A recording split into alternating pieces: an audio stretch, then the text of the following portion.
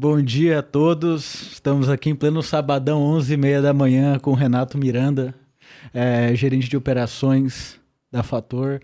Primeiramente, um prazer enorme receber você aqui de novo. Para quem não sabe, eu e o Renatinho, juntamente com o Marcos Nascimento, gravamos no ano passado um episódio do Grafeno Cast falando sobre como que o Renatinho escalou a empresa por meio do CS, num mercado que geralmente não se fala tanto de Customer Success, não é mesmo? E hoje vamos receber ele aqui primeiramente. Renatinho, obrigado por aceitar vir para cá, obrigado por tirar um pedacinho do final de semana para estar aqui com a gente. Obrigado, Fer, é uma honra estar por aqui. Eu acho que a gente sempre tem que buscar esses momentos de desconforto, né? Então, sair ali sabadão cedo de Jaguariúna, pegar a estrada, vir para cá, estar com você, trocar networking, né? Almoçar junto depois, né? Ter esse tipo de troca, eu acho que enriquece bastante a gente.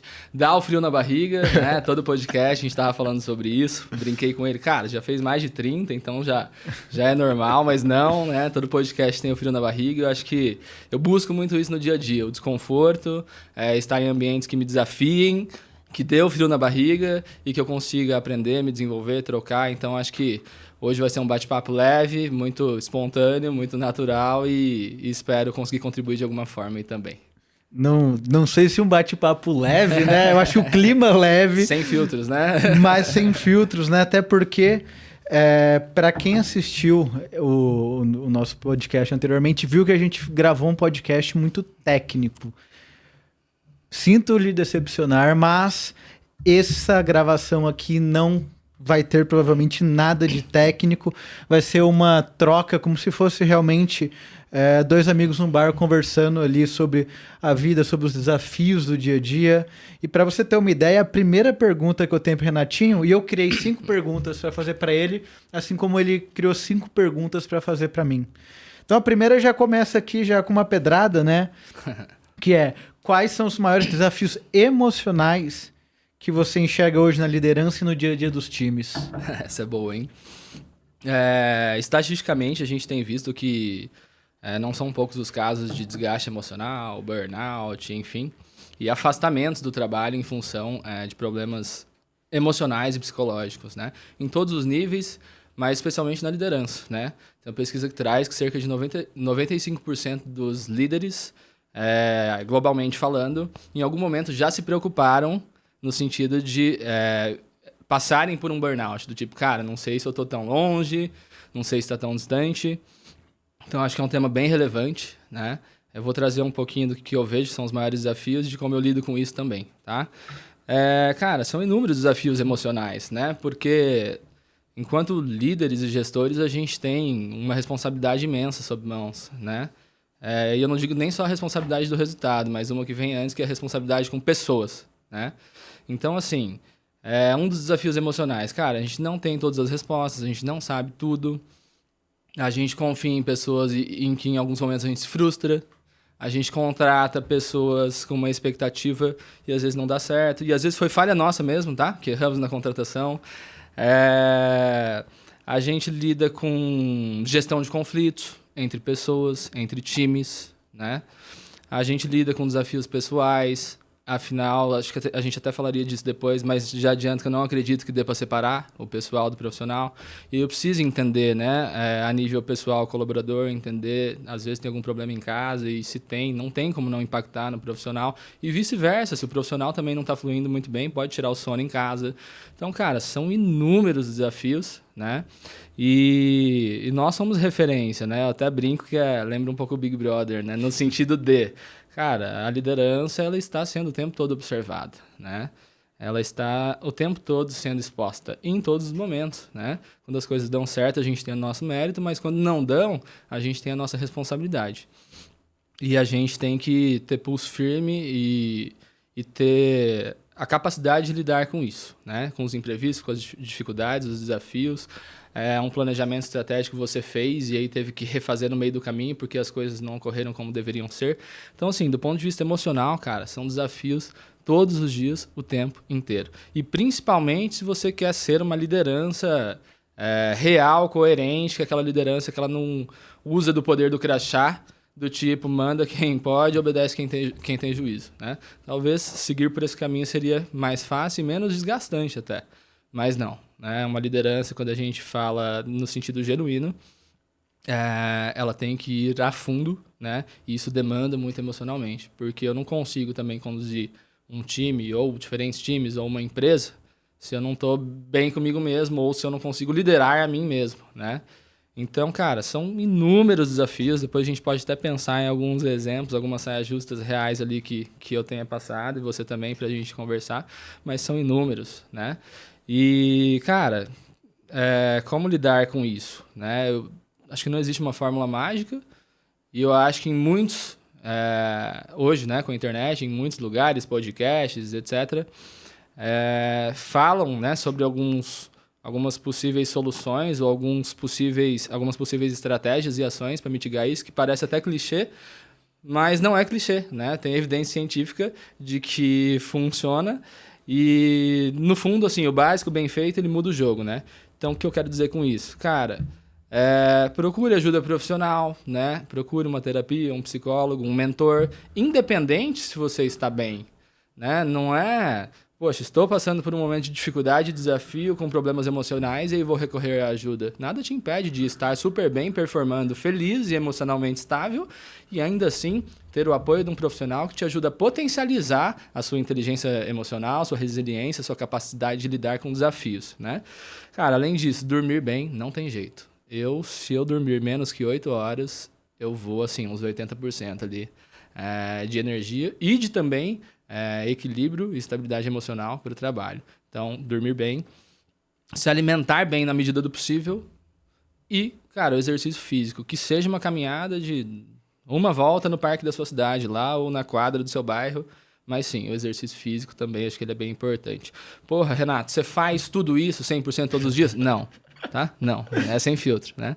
Mas sempre que fiz, contribuiu.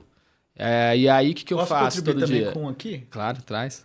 Cara, meditação, eu já falei em outros podcasts, mas meditação muda a vida.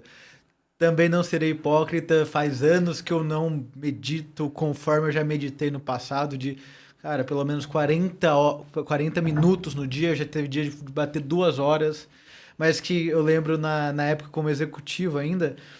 Eu ficava com a tela do computador cheia de abas abertas e fazendo mil coisas ao mesmo tempo. Eu lembro que eu olhava, parava, me perdia. Aí beleza, eu desligava literalmente o computador, descia, meditava 20 minutos. Quando eu subia, eu já tinha zerado tudo. E aí eu podia voltar à performance. Então, tanto falando de performance quanto também bem-estar, meditação é uma coisa que... Eu recomendo, assim, muito, mas desculpa que eu acabei cortando você. Não, bate papo, fica tranquilo. Cara, é isso, a qualidade, tem um estudo também que comprova que é muito difícil você atribuir a um fator o motivo de uma pessoa chegar ali próximo ao final da vida e dizer que foi feliz, né, que teve uma vida feliz. Mas existem evidências já de que um dos fatores mais relevantes para uma vida plena e feliz é a qualidade das relações humanas que você tem. Sejam elas profissionais, pessoais, família, enfim. Então, acho que isso também conta muito, né? Poxa, eu tenho desafios emocionais de liderança. Com quem que eu consigo compartilhar isso? E pode ser profissionalmente. Pô, tem algum gestor que é uma referência para mim, que me ouve, ou que já passou por situações que eu passo e me ajuda, né, no sentido de direcionamento. Mas pode ser a minha esposa, que eu sei que está lá para me ajudar, me ouvir, para a gente compartilhar dos nossos desafios. Pode ser o meu pai, que é um ex-executivo de multinacional. Então, assim... o ciclo, né, de pessoas com quem a gente convive e ter um ambiente seguro, e não é nem quantidade de pessoas, mas qualidade, que seja uma, mas aquela que você pode contar e consegue te ouvir, contribuir, te direcionar, acho que isso faz muita diferença. E por fim, os momentos de reconexão com a sua essência, e aí cada um faz do seu jeito. Uma viagem, eu particularmente, cara, vamos comer uma comida italiana, um carbonara, tomar um vinho, gosto muito, então... aí cada um, né, faz, tem o seu lazer ali da maneira que te convém, mas eu acho que isso também ajuda porque a operação no dia a dia, as demandas, os problemas que a gente tem que resolver, eles nos engolem em algum momento, em alguma medida. E um pouco de ócio produtivo faz a gente oxigenar ali a cabeça, o cérebro e depois voltar com gás total. Então é um pouco aí dos desafios da liderança e de como eu conduzo isso no meu dia a dia, estando bem, me sentindo feliz com o que eu faço, apesar de todos os desafios. Vamos sair do roteiro já, né? Bora. Esquece o roteiro, bora. Você consegue desligar? Não, 100% não. Talvez até uns 90 ali vai, mas 100 não. Só que eu tento fazer disso algo produtivo também. Então, eu tento me desligar dos problemas ou de questões que não adianta, eu não vou resolver num sábado ou num domingo. Eu tenho a reunião lá da quarta-feira que eu vou tratar esse problema, por exemplo. Então, eu faço isso, mas assim, coloco um podcast, de repente, sobre algum tema em que eu esteja enfrentando um desafio e ouço executivos, players, referências que abordem esse tema na ótica da realidade deles. E aí eu vou lavar meu quintal, né? Vou recolher o cocô das minhas cachorras, né? E é isso. E vou lavar o quintal, esfregar o quintal com o meu fone, ouvindo um podcast. Ou seja, eu desliguei 100% do profissional? Não. Mas eu estou utilizando esse ócio produtivo de uma forma que não me desgasta, não me cansa, e de uma forma que pode ser que contribua ali para a resolução do problema que eu vou ter que resolver ali no decorrer da semana. Mas desligar totalmente é bem difícil, especialmente em momentos de picos de desafios que todo executivo, todo profissional tem, seja por qualquer que seja o motivo. Uma nova área sobre liderança, ou a formação de novas lideranças é um desafio que eu tenho. Ou, cara, aquela meta desafiadora que você bate no último dia do mês. Então, cara, é por aí. Mas desligar 100% é muito difícil. No domingo, tenho que confessar, eu já estou pensando um pouquinho ali na segunda-feira, mas não com aquele sentimento ruim, né? Qual que é o sentimento que vem após a vinheta do Fantástico no domingo à noite, né?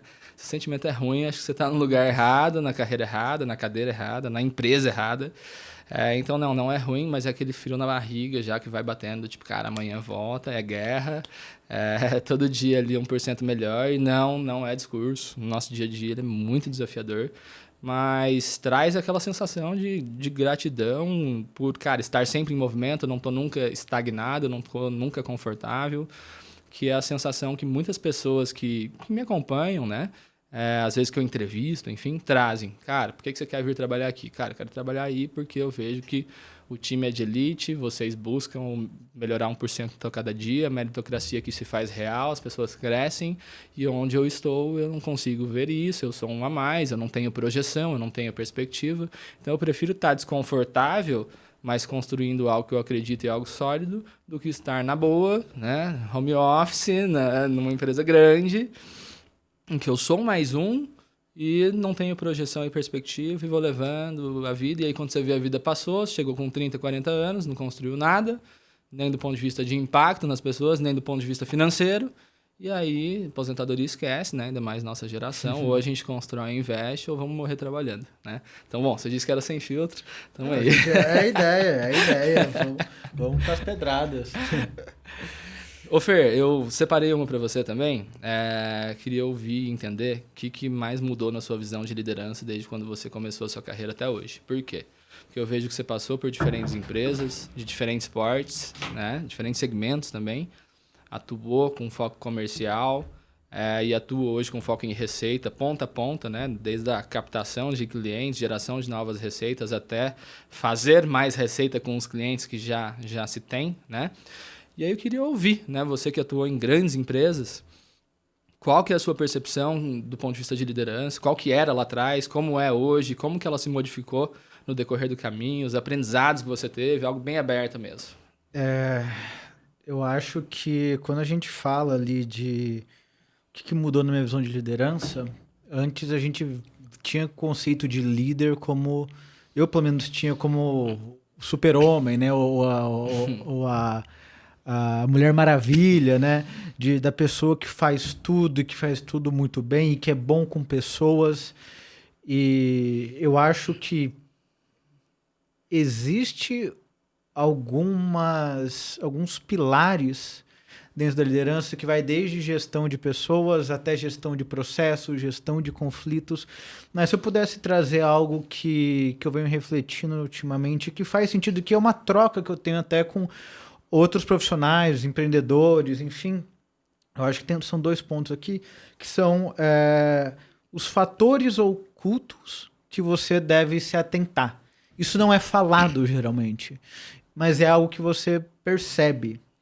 Então, o que eu vou falar aqui, gente, não é uma verdade absoluta, é aquilo que eu acredito, que eu já vi, que eu já conversei, já tive benches com outras pessoas, com outros profissionais. Vocês não precisam concordar com isso aqui, tá bom? Mas para mim, fazer entregas não garante crescimento. É uma dessas Polêmico, forças ocultas. Não digo que você não fazer entrega vai fazer que você tenha sucesso, só para deixar muito claro isso. Perfeito. Mas fazer entregas não garante o crescimento. Então vamos supor aqui, Renatinho, você é o cara, você é o head de vendas, eu sou o head de marketing. Cara, eu preparo os leads, os SQLs para você, os MQLs que vão se tornar SQLs para você. E eu já aqui, ó, já fintei o goleiro, tá com o gol aberto, eu só toquei a bola ali, você só precisa marcar gols. Todos os leads que eu te passo, conversão altíssima, gerando muita receita por meio ali de inbound, enfim. Se eu fizer isso ao longo de 3 anos, provavelmente ainda assim eu vou continuar na minha mesma cadeira como head de marketing. Eu não vou crescer porque tem um diretor acima que, a não ser que ele vá para CEO ou cometa graves falhas, não vai sair dali, então não tenho para onde subir. Tá. E aí eu entro numa seara também de que se eu não expandir para o lado, então, por exemplo, se você não está fazendo um bom trabalho e eu não olhar isso como uma oportunidade, isso aqui, gente, não é politicagem, é política de empresa, né? Pode acontecer, você gostando ou não, entendendo ou não, existem políticas dentro da empresa que são formas ocultas, que você às vezes não tem todas as informações, diga-se de passagem. Mas o que eu quero, onde eu quero chegar é que eu fazendo as melhores entregas, sendo o cara que tem a melhor conversão de lead inbound do Brasil, se eu me manter naquela empresa, eu vou continuar sendo um head de marketing, eu não tenho para onde expandir, se eu não subir ou se eu não pegar alguma área para mim. Então, não necessariamente fazer grandes entregas e entregas boas vai fazer com que você cresça. Às vezes você vai ficar estagnado ali, se não tiver uma oportunidade fora dali, realmente você não vai aprender mais ou não vai crescer, se é que você tem a intenção de crescer para uma diretoria ou puxar mais áreas. E o segundo... Pode falar? Posso dar Lógico. uma interrompida aqui? Cara, acho que depende do contexto. Acho que depende de vários fatores. Por exemplo, da cultura da empresa que você está atuando, né? De qual é a fase também que essa empresa está, porque as empresas elas nascem com o grande objetivo que é, cara, eu preciso pagar as contas, eu preciso sobreviver à etapa 1. E ela vai passando por outras etapas, né? E a tendência é que ela cresça, em algum momento se estabilize do ponto de vista de governança, processos, estrutura. E aí a gente trabalha melhoria contínua, né? Ou de repente novos segmentos, novos produtos, novos negócios, novas frentes, né? Mas o que eu quero dizer com isso? Cara, você atuou em empresas muito grandes, né? E aí pode ser que essa sua percepção tenha a ver com os contextos que você atuou, né? Porque quando a gente olha para uma empresa grande, independente de qual seja o segmento, ela já está mais consolidada, muitas vezes já tem executivos de muitos anos ali de cadeira e que realmente, cara, qual que é o meu próximo passo aqui? Seu próximo passo, se você fizer tudo muito bem feito, durante 3 anos, por exemplo, é ganhar um tapa nas costas, um parabéns e um aumento ali razoável, bem razoável, né? Só que, assim, ao mesmo tempo tem empresas grandes que crescem num ritmo acelerado, por exemplo, num ritmo de startup, e o tempo todo surgem novas oportunidades, cadeiras e demandas. E ouso dizer, muitas vezes tem mais oportunidades, cadeiras e demandas do que pessoas preparadas. E aí sim, né, você navega essa curva de crescimento acelerado junto com a empresa, aprendendo, gerando valor e, consequentemente, crescendo. Então, o que eu quero dizer? Eu, Renato, se eu estou numa empresa, já aconteceu, já saí de empresa por causa disso. Posso exemplificar tranquilamente como aqui é sem anestesia. Eu atuei numa empresa em que eu fiquei por 5 anos, eu cumpria um papel de gestor, mas eu era um assistente. Por quê? Porque eu ainda não tinha o diploma da faculdade, que durava 5 anos, e eu estava cursando, né? Então, o que eu entendi? Cara, eu era esse cara que, velho, eu não vou ficar esperando cair do céu ali, as coisas caírem do céu, para que eu consiga entender qual que é o meu próximo passo e construir a minha carreira. Eu tive a paciência de 5 anos por ser o meu primeiro emprego na época. Só que chegou num nível que eu entendi, cara, inclusive foi até contra um dos meus valores, que é a meritocracia. Cara, eu tô num ambiente em que não importa o quanto eu entregue, inclusive mais do que alguns gestores, eu sou um assistente. Por quê? Porque eu não tenho um papel escrito. Você está formado em administração de empresas. E aí? Até que ponto eu vou me sujeitar a isso, né? E aí, o que eu quero dizer? É tomada de decisão, velho. Tomada de decisão difícil. Por isso que eu acho que a cultura, ela é determinante. A cultura dessa empresa era uma cultura um pouco mais engessada, né? Um pouco mais retrógrada, um pouco menos contemporânea. E aí, assim, eu fico e aí me frustro, toco minha carreira sem projeção e sem crescimento, ou eu tomo uma decisão com isso. Aí, dessa empresa, eu tive meu próprio negócio, eu já atuei em outras empresas. E a grande questão é, se eu consigo enxergar pistas de próximos passos, desafios e crescimento, né? De uma maneira sólida, justa, concreta e não só falada, cara, vamos em frente. E no dia que eu não enxergo, tem que tomar decisão e tem que seguir. Então, o que eu quero dizer? Faz sentido isso que você trouxe, mas acho que depende sempre muito do contexto, né? Eu trouxe o contexto cultura, acho que tem muitos outros contextos, tem o contexto de liderança. Mas você concorda que fazer entregas não garante crescimento? Concordo. Beleza. E eu adiciono um ponto que eu fiz muito e recomendo, que é a evidência. Não no sentido de toda hora ficar matando no peito, eu que fiz, não é isso. Mas sim, você precisa... Tem muita coisa boa que você faz e ninguém sabe. Né? Eu já lidei, durante a trajetória profissional, com pessoas que se frustravam porque, meu gestor não enxerga o que eu faço. Tá bom, mas e aí, o que você faz com isso? Você evidencia, você gera valor, você questiona ele, você auxilia para que, na resolução de problemas complexos, você se põe à disposição, você desconforta ele, né? Ou você só fica frustrado porque você faz 1 milhão de coisas e ninguém está vendo. Concordo que é a responsabilidade da liderança ver, né? Mensurar, avaliar desempenho. Mas se ela não faz, e aí, o que você faz com isso? Cara, você tem que evidenciar. Você tem que evidenciar de alguma forma tudo aquilo que você faz de bom. As pessoas não vão adivinhar. Principalmente gestores que têm muitos liderados abaixo, ou empresas que têm muitos times, né? E ainda assim não é uma garantia. Mas assim, existe uma probabilidade maior de você conseguir ali uma projeção, um crescimento, um próximo passo, né? E no dia que a empresa, né, você entender que não basta entregar, vamos supor que você é o que mais entrega e é o melhor, e isso não é suficiente, provavelmente você está numa empresa que não tenha convergência ali com os seus valores. Ainda mais eu te conhecendo, que eu sei que você não é um cara acomodado. Esse podcast aqui você está fazendo porque você enxerga valor, porque é algo extra às suas atividades do dia a dia. Você vem no sábado, vem no domingo, vem no dia que precisar para fazer. Você vê valor. Então, eu não tenho dúvidas. Se a empresa não ver, cara, alguém vai ver. E só para deixar claro, gente, mais uma vez, eu estou falando que fazer entregas não garante crescimento. A gente está falando aqui de cargos, de promoções... Mas não é para você não fazer entregas. E digo mais, existe uma questão de alavancagem que você, como pessoa física, não tem tanto poder quanto o seu PJ, quanto o nome que a sua empresa traz. Tanto que você vê que geralmente startups que estão mais quentes ou grandes empresas traz um nome maior. O próprio Diego Barreto, CEO da iFood, se não me engano, eu acho que eu não estou errando o nome não, tá? Ele fala de quando ele saiu da Suzano, de um cargo alto, e foi para a iFood. Que ele percebeu que houve um choque, porque antes ele tinha o crachá, ele tinha o título. Quando ele foi para uma startup, aquilo se perdeu. Porque a abertura que ele tinha antes, perfeito, dentro de um contexto, é diferente do outro. Então, antes de se rebelar e tudo mais, verifica onde está a alavancagem. Eu estou aprendendo? Eu estou ganhando dinheiro? Eu estou gostando daquilo que eu estou fazendo?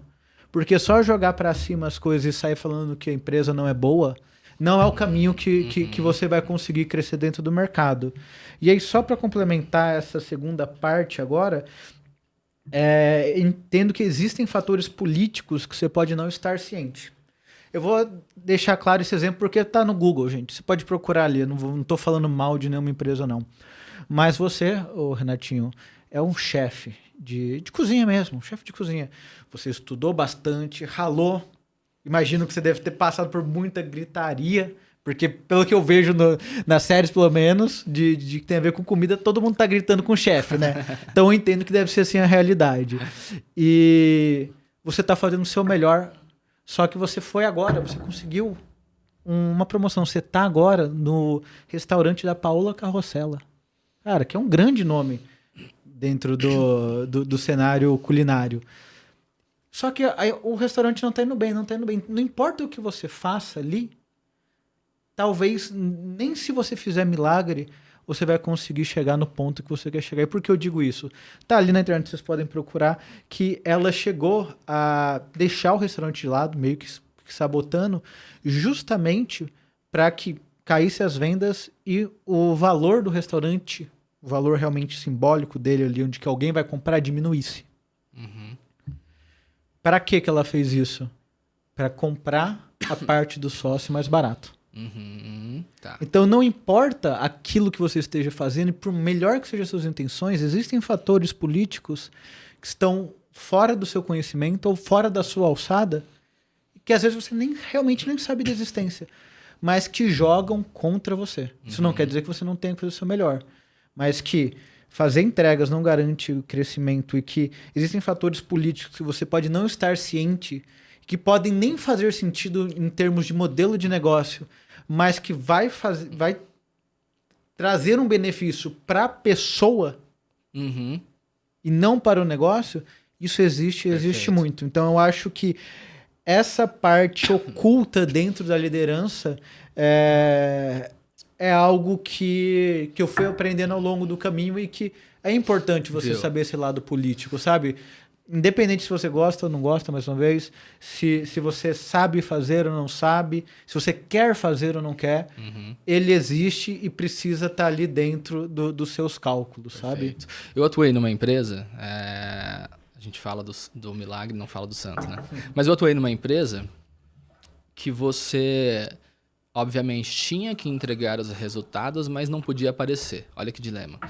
Então, assim, ó, nós éramos as maiores referências em resultado a nível estadual e depois até nacional dentro da empresa, dentro daquilo que a gente fazia, independente de qual seja a empresa, que eu acho que não faz sentido algum expor. Mas no momento que a gente começou a entregar muito resultado, a gente apareceu. E no momento que a gente apareceu, isso desconfortou, né? Então, é uma evidência bem clara, assim, de que, de fato, existe tudo isso que você está fazendo, sabe? O que eu faço com isso? Cara, eu tento focar naquilo que está dentro da minha alavanca de controle, né? Se eu entendo que a empresa, né, tem esses contextos políticos e isso, de alguma forma, me impacta ou conflita com os meus valores, cara, eu saio. E vamos supor também que eu entenda que eu crio uma crença de que todas as empresas são assim. Então, eu construo a minha. E aí, a minha eu construo do meu jeito, sabe? Então, eu tento muito seguir por essa ótica, porque eu já atuei em empresas de diferentes portes. E aí, sim, principalmente em empresas grandes, cara, fica mais nítida, né? A politicagem, por exemplo. É um negócio que eu não engulo. Eu não engulo. Então, assim, sindicância. O que é sindicância? São pessoas ficando até meia-noite debatendo como que elas podem derrubar uma outra pessoa, tentando achar algum pelo em ovo para utilizar de argumento e de elemento para derrubar uma outra pessoa.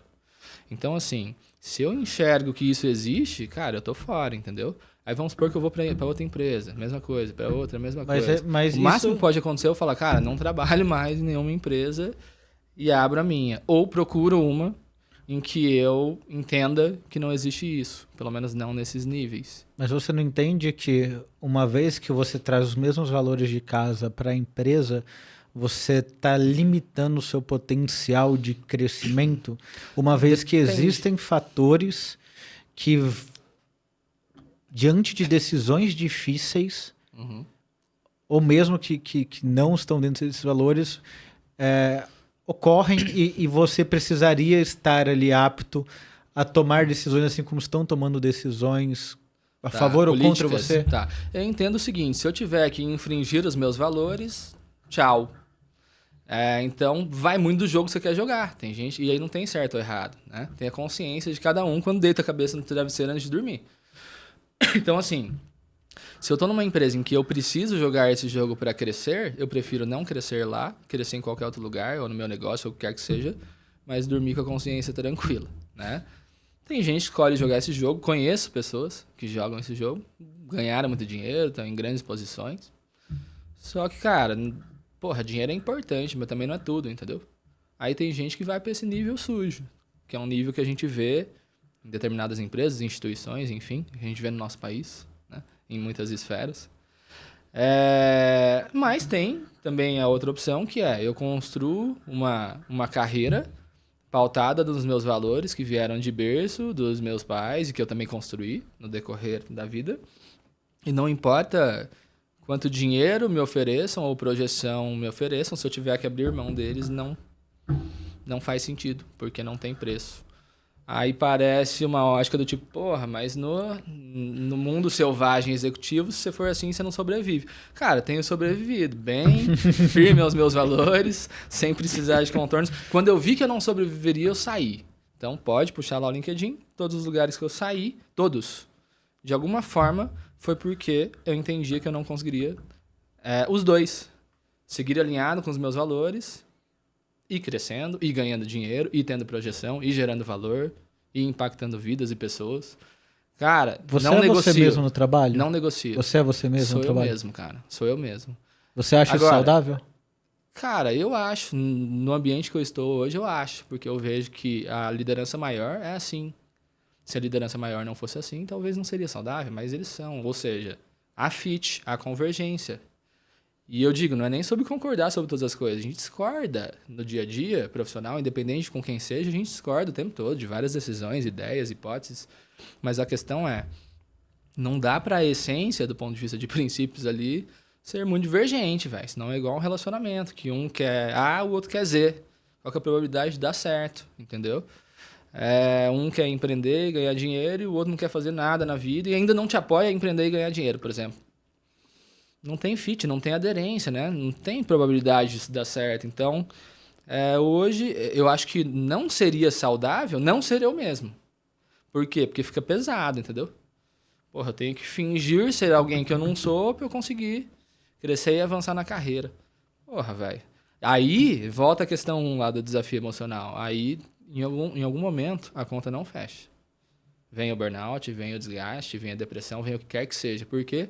Eu tenho que o tempo todo fingir que sou alguém que eu não sou, utilizar uma máscara ali, para eu conseguir tocar o meu dia a dia, velho. Não tem condições. Bom, tem muita gente que faz isso, né? Mas não é pra mim. Eu prefiro não ser popular, não ser amado por todos, mas ser coerente, justo, transparente e ser eu mesmo. Mesmo que eu erre e precise pedir desculpa, do que eu jogar um jogo em que eu uso máscaras, eu sou um camaleão. Eu falo o que os outros querem ouvir. Isso, inclusive, me incomoda demais. Pessoas que falam o tempo todo o que o outro quer ouvir. Justamente para jogar o jogo, para conquistar poder, para conquistar popularidade. Isso aí, cara, não é cabível. No decorrer da minha carreira, eu já vi muitas pessoas assim. E, às vezes, elas até crescem, só que isso não se sustenta no longo prazo, entendeu? Eu vou seguir para a próxima. É uma referência mesmo. Grande viu? Luiz, tamo junto. Pra mim, Prepara umas perguntas aí depois, porque a gente vai responder a qualquer momento. Traz aí as perguntas, conforta a gente, que a gente tá aqui num papo hoje. A gente combinou, seria sem anestesia e sem armaduras. Exatamente. Aproveitando aqui, já que é sem armadura, qual foi a decisão mais difícil que você já precisou tomar como líder e quais aprendizados ela trouxe? Rapaz, essa é difícil, hein? Essa é dura. É que são tantos, né? São muitas. Acho que é muito difícil elencar uma. Mas lembra que eu disse ali? Pô, ninguém lidera ninguém se não liderar a si mesmo. A decisão mais difícil que eu tomei enquanto líder de mim mesmo, e talvez uma das mais difíceis da minha vida, eu tinha 18 anos, eu tinha acabado de me formar, ensino médio e tal. Meu pai estava num contexto, estava com depressão e tudo, um contexto difícil, desafiador. E aí minha mãe trabalhava fora, os meus irmãos, eu não lembro se os dois já tinham ido embora de casa, ou enfim, mas... E eu tava mais em casa ali, digamos que no dia a dia, o dia inteiro, e inclusive acompanhava meu pai, né? Pô, ele não tava bem, eu tentava de alguma forma ajudá-lo a superar aquilo, né? E eu tinha muito medo, inclusive, de onde a depressão poderia levá-lo. E aí eu tinha um relacionamento, né, na cidade em que eu morava, de quase 3 anos já, esse relacionamento. E eu tinha acabado de entrar num trabalho. Não era dos melhores trabalhos, tá? Foi o primeiro, e não foi nem formal, foi informal esse. Não tinha nem carteira registrada, tinha nada, mas beleza. Vamos fazer acontecer. E aí, qual que foi a decisão difícil no sentido de liderar a mim mesmo? Cara, eu preciso, de alguma forma, construir o meu próximo passo de carreira. E eu já tinha o desejo, tinha o sonho de morar no sul do Brasil. e queria ingressar numa universidade, queria fazer administração de empresas, que eu já entendia que seria ali uma linha de formação que eu me identificaria, enfim. E aí, o que eu fiz? Meu sonho era morar em Florianópolis e estudar na Federal de lá. E aí eu não passei por um ponto e fiquei na lista de espera. Provavelmente eu seria, depois de alguns meses, chamado nessa lista de espera para ir para a faculdade. Só que aí eu comecei a pensar, cara, meu grande sonho é ir para o Sul. Será que tem alguma outra universidade lá, pública, que com a nota que eu tive ali, né, no Enem, eu consiga entrar, ou tenha uma probabilidade maior de entrar, mas que seja uma universidade boa, que seja uma cidade boa, uma região boa, e tinha, que foi Chapecó, que é o oeste de Santa Catarina. E aí eu me inscrevi, só que quando eu me inscrevi, eu não botei muita fé. Eu falei, cara, eu vou me inscrever mais para eu falar para os meus pais que eu passei, diminuir um pouco a pressão sobre mim, porque os meus 2 irmãos já tinham passado e ido e eu estava lá. Honestamente, foi isso que eu pensei. E aí eu pensei, independente se eu passar ou não, eu só trago isso para diminuir a pressão, espero mais um pouco ali para ver se passa em Florianópolis. Se não passar, eu vou ralar, estudo e passo no ano seguinte. Só que daí eu estava nesse trabalho novo, e aí quando chegou o e-mail ali de que eu fui aprovado, eu pensei, cara, eu vou. Aí eu tinha meu pai em casa, depressivo, eu tinha uma namorada, e Chapecó era 1.000 quilômetros da onde eu morava. Enfim, tinha todo um contexto bem desafiador. Eu não tinha o dinheiro para ir e a minha família não conseguiria me ajudar. Ou pelo menos não por muito tempo. Acho que conseguiria me ajudar por um mês. Tipo, ó, paga a passagem, paga o primeiro mês de aluguel e aí você se vira. Então, assim, eu decidi ir na hora, no mesmo instante. Eu liguei, eu avisei meu chefe, me demiti. Liguei pra minha namorada da época e pros meus pais, falei que eu ia embora. Isso era uma sexta, tinha que estar lá segunda, 1.000 quilômetros de distância. Não tinha o dinheiro do avião, enfim, minha família deu um jeito. E a questão é, segunda eu tava lá, fiz a matrícula e tal, fui embora, né? E eu considero que essa foi uma das decisões mais difíceis da minha vida, porque você deixa sua família, seu trabalho, sua namorada, tudo, pra ir pra um lugar que você não conhece ninguém. E eu tinha um mês, cara. Eu tinha um mês pra eu conseguir um estágio, um trabalho, alguma coisa. Senão eu ia ter que voltar. Ia ter feito tudo isso, digamos que em vão. E fui, cara. Então, assim, eu vejo que hoje eu tô aqui em função disso, né? Eu fui, morei 6 anos lá, trabalhei, conheci minha esposa, casei. Pensei em desistir muitas vezes nesses 6 anos, principalmente nos 2 primeiros anos ali. Porque é uma região fria, né? Aí você tem a solidão, você tem poucos amigos. Cara, o contexto te incentiva a desistir, mas eu persisti. Então, acho que, do ponto de vista de liderança, começando por mim mesmo, líder de mim mesmo, da minha vida, das minhas decisões, da minha trajetória, essa foi a mais difícil. Aí eu sei que você fez esse movimento e agora eu quero te ouvir como foi isso para você também, ir embora, etc. E depois eu vou trazer a decisão mais difícil do ponto de vista profissional, liderança profissional. Bom, para mim, assim como você, eu entendo que a decisão mais difícil para mim é aquela que eu tenho que tomar todos os dias. Então, eu vou partir do pessoal pro profissional. Uhum. Viver é difícil. Você viver já é difícil. Você viver tentando fazer o seu melhor, você ser uma pessoa melhor em diversos âmbitos, é um fardo pesado, que torna a vida ainda mais pesada, porque você vai se cobrar mais. Uhum. E quando você fala de ser uma pessoa bom, você já está entendendo que isso é uma decisão de liderança. Porque quando você fala de ser uma pessoa boa, pode ser que a gente nem chegou no trabalho ainda, mas você é uma pessoa boa para sua família, para os seus amigos, para as pessoas do trabalho, para o porteiro, por exemplo, que você vai lá e, cara, você pediu alguma coisa a mais ou fez uma comida a mais, você manda pro cara uma comidinha só para fazer o dia do cara melhor, sabe? Fazer boa ação. Uhum. Quantas boas ações você faz ao longo do dia, da semana, enfim. E isso, você buscar ser uma pessoa melhor todos os dias é um fardo grande. Uhum. E você começa nesse âmbito para depois ir para a liderança, onde você tem que... na vida pessoal, você pode escolher onde você está entrando ou não. Na profissional é mais difícil. Você vai lidar com pessoas que talvez você não tenha afinidade. Você vai lidar com problemas que talvez não deveria ser seu, mas você vai ter que pegar. Porque se você não fizer, outras pessoas não vão fazer. Então eu acho que constantemente buscar essa sua melhor forma e ser a melhor pessoa que você pode ser em diferentes âmbitos, e aí entra a questão como você falou. E os últimos 2 podcasts, assim como esse aqui, que a gente está fazendo, literalmente todos falaram sobre saúde física e saúde emocional. Cara, é difícil. Então você, todos os dias que você tem motivos para não levantar da cama, você levantar e fazer o seu melhor, independente se o seu melhor vai ser o 110% ou 80%. Perfeito. Eu acho que essa escolha é a parte mais difícil de ser um líder. Mas quando eu falo de aprendizado que isso traz, eu acho que vem nada mais, nada menos do que o respeito, o carinho e a consideração que as pessoas têm por você. Sabe? Porque quando a gente tá aqui hoje, você, mais uma vez, 1h40 de estrada até chegar aqui. Você fez isso porque, de alguma forma, a gente teve uma troca legal, onde houve um respeito, houve uma consideração, houve um carinho, e você tá tirando o seu sábado, que você poderia estar com a sua mulher, com seus cachorros, fazendo qualquer outra coisa para estar aqui.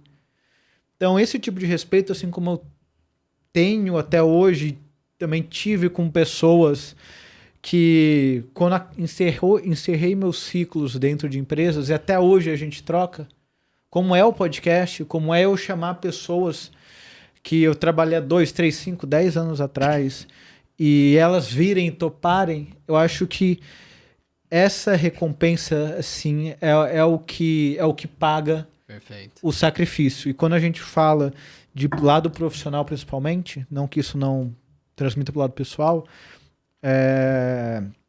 tem uma coisa que eu chamo de sacrifícios deliberados. Quando eu escolhi seguir por essa mentalidade, eu sei o tanto de sacrifício que eu faço. Mas ao invés de colocar como numa posição de vítima, eu me coloco numa posição de protagonista, onde eu realmente estou correndo atrás das minhas coisas, sabe? Porque só depende de mim. Perfeito. Tem que ter o que está sob meu controle que eu posso fazer a respeito. Então eu acho que é essa decisão que faz com que todos os dias eu seja cobrado e busque ser a melhor pessoa, o melhor profissional, o melhor namorado, o melhor filho, o melhor irmão, o melhor parente, o melhor amigo que eu possa ser, dadas as proporções. Cara, perfeito, vi o coração falar bastante aí. E, cara, é exatamente sobre isso que eu conecto isso com o que a gente tava falando, né? Não dá pra separar, entendeu? O Fernando namorado, o Fernando filho, é o Fernando líder, gestor, né? Pelo menos deveria ser, né? Quando você deixa de ser porque precisa jogar um jogo, fica muito pesado. Então, é isso que você trouxe do legado, cara, de você encontrar na rua uma pessoa que faz 10 anos que você trabalhou junto e, pô, você deixou algo de bom, só foi possível porque você não foi por esse caminho de simplesmente jogar o jogo, né, e buscar ali a qualquer custo o crescimento. E aí, o que você trouxe conecta muito com o que eu ia trazer, decisão mais difícil enquanto líder do ponto de vista profissional. Hoje, uma das maiores armadilhas dos líderes, uma das que mais faz com que dê errado a liderança e a gestão deles, é querer ser popular e agradar todo mundo. Isso não quer dizer que você também precise ir para o outro extremo e ter aquele discurso então, que eu particularmente não gosto, de que o seu colaborador tem que ter medo de você, ou tem que não gostar de você. É extremamente o contrário. Exato. Vamos... É igual um pai quando corrige o filho, ele é firme ali, mas é porque ele quer o melhor, e não que o filho tenha medo, se ferre e se prejudique. E aí, qual que é o grande desafio? O desafio é conseguir construir isso que você falou, que é o legado, é você deixar marcas na vida das pessoas, etc., sem necessariamente ter sido essa pessoa que tenta agradar a todos. Olha como é um negócio antagônico, né? Então, assim, esse é um dos grandes desafios e armadilhas da maior parte dos gestores, né? A gente não precisa levar para um extremo nem para o outro. Você não precisa ser um ditador e você também não precisa ser a pessoa que agradar todo mundo. Você tem que fazer o que tem que ser feito. As pessoas têm que te respeitar pelo valor e impacto que você gera, e não pelo peso do seu crachá. E também não por você fingir ser amigo de todo mundo, ser bonzinho e dizer sim para tudo. Então, esse é um dos grandes desafios e é uma das decisões mais difíceis que eu tomei na carreira, no sentido de eu vou me dedicar todos os dias no sentido de gerar valor, entregar o meu melhor, potencializar pessoas, fazer pessoas crescerem, mas, ao mesmo tempo, não me preocupar, não cair na armadilha de me preocupar o tempo todo. Nossa, o que pensam de mim? Nossa, eu tenho que ser bonzinho, eu tenho que ser gente boa, eu tenho que ser aceito, eu tenho que ser popular. Eu tenho que fazer o que tem que ser feito. Aí eu vou te trazer exemplos. Eu atuei em empresas que eu cheguei e assumi como gestor, uma área X, por exemplo. E haviam desafios, né? Conflitos interpessoais entre pessoas do time, entre um time e outro, etc. Cara, eu cheguei e eu estruturei as regras do jogo. Então, assim, gente, tô chegando, né? Fiz o alinhamento de expectativas com cada colaborador. Cara, eu quero primeiro te ouvir. Antes de eu trazer, eu quero te ouvir, Fernando. O que você espera de mim enquanto seu gestor? Deixar a pessoa falar, e normalmente as pessoas esperam 150 coisas, né? Só que daí elas não esperavam a próxima pergunta. O que você oferece? Qual que é a sua contrapartida para garantir que essas 150 expectativas aconteçam? É o problema da geração atual, pelo que eu vi, né? De bater muito em deveres e pouco em... Perdão, bater muito em direitos e pouco em deveres, né? Exato. Então esse foi um ponto. Beleza, alinhamos as expectativas. Eu ouvi, porque eu preciso entender o que o colaborador espera de mim, né? E aí eu trouxe, show de bola. Então, vou trazer o que eu espero e eu vou trazer o que eu ofereço. Vou trazer um exemplo palpável. Eu espero que a gente não tenha mimimi aqui, que a gente não tenha fofoca aqui, que se você tiver problema comigo ou com alguém, você sente, tenha coragem de conversar e falar para a pessoa e não falar para terceiros, por exemplo, né? E o que eu ofereço? Eu ofereço a escuta ativa, eu ofereço a vulnerabilidade, eu ofereço a confidencialidade. Às vezes eu tenho um conflito entre liderados e um me traz porque precisa da minha ajuda, né? Mas não necessariamente quer que seja exposto que me trouxe isso, né? Então, assim, a gente alinha as expectativas. Então, o pressuposto inicial para dar certo, como qualquer relacionamento, é as expectativas estarem alinhadas e terem convergência, né? O combinado ele só sai caro quando ele não está claro. Só que ao mesmo tempo que a gente alinha as expectativas, a gente alinha as consequências. Então, assim, beleza, você espera isso de mim e eu isso de você. Se, em algum momento, né, tudo isso que a gente combinou, ou parte disso, não estiver acontecendo, quais são as consequências? Eu já trago. Cara, eu vou sentar e vou te dar um feedback. Consequência 1. Se isso acontecer de novo, cara, eu sento e te dou mais um feedback. Se isso se sustentar e não for revertido e a gente não conseguir fazer acontecer o que a gente combinou, você será desligado. Então é assim que as coisas funcionam aqui. Então, por exemplo, você tem um ambiente de segurança psicológica em que eu te garanto que ninguém aqui jamais será desligado sem saber, no sentido assim, nossa, foi uma surpresa, eu não esperava, que é o que a maior parte dos chefes fazem. Eu te garanto Ou isso. dar o feedback só quando for ser demitido, Exato. né? Momento de desligar, cara, eu quando desligo alguém é 60 segundos ou menos. Não é momento de feedback. Porque eu já tentei, eu já trabalhei, eu já dei feedback, dei até prazo. Ô, Fernando, cara, a gente tem 2 meses para avançar nisso aqui, porque se não avançar eu não vou conseguir sustentar sua permanência, né? Então qual que é a grande questão? Eu fiz isso na prática.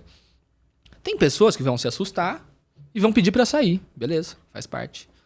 Tem pessoas que vão alinhar algo comigo, não vão cumprir, e eu vou dar um feedback, vou dar 2, vou dar 3, vou dar 10. E se eu não desligar, aí a minha liderança é colocada em xeque, porque eu falei que faria algo e eu mesmo não tenho a capacidade de sustentar e cumprir. Então, qual que é a grande questão?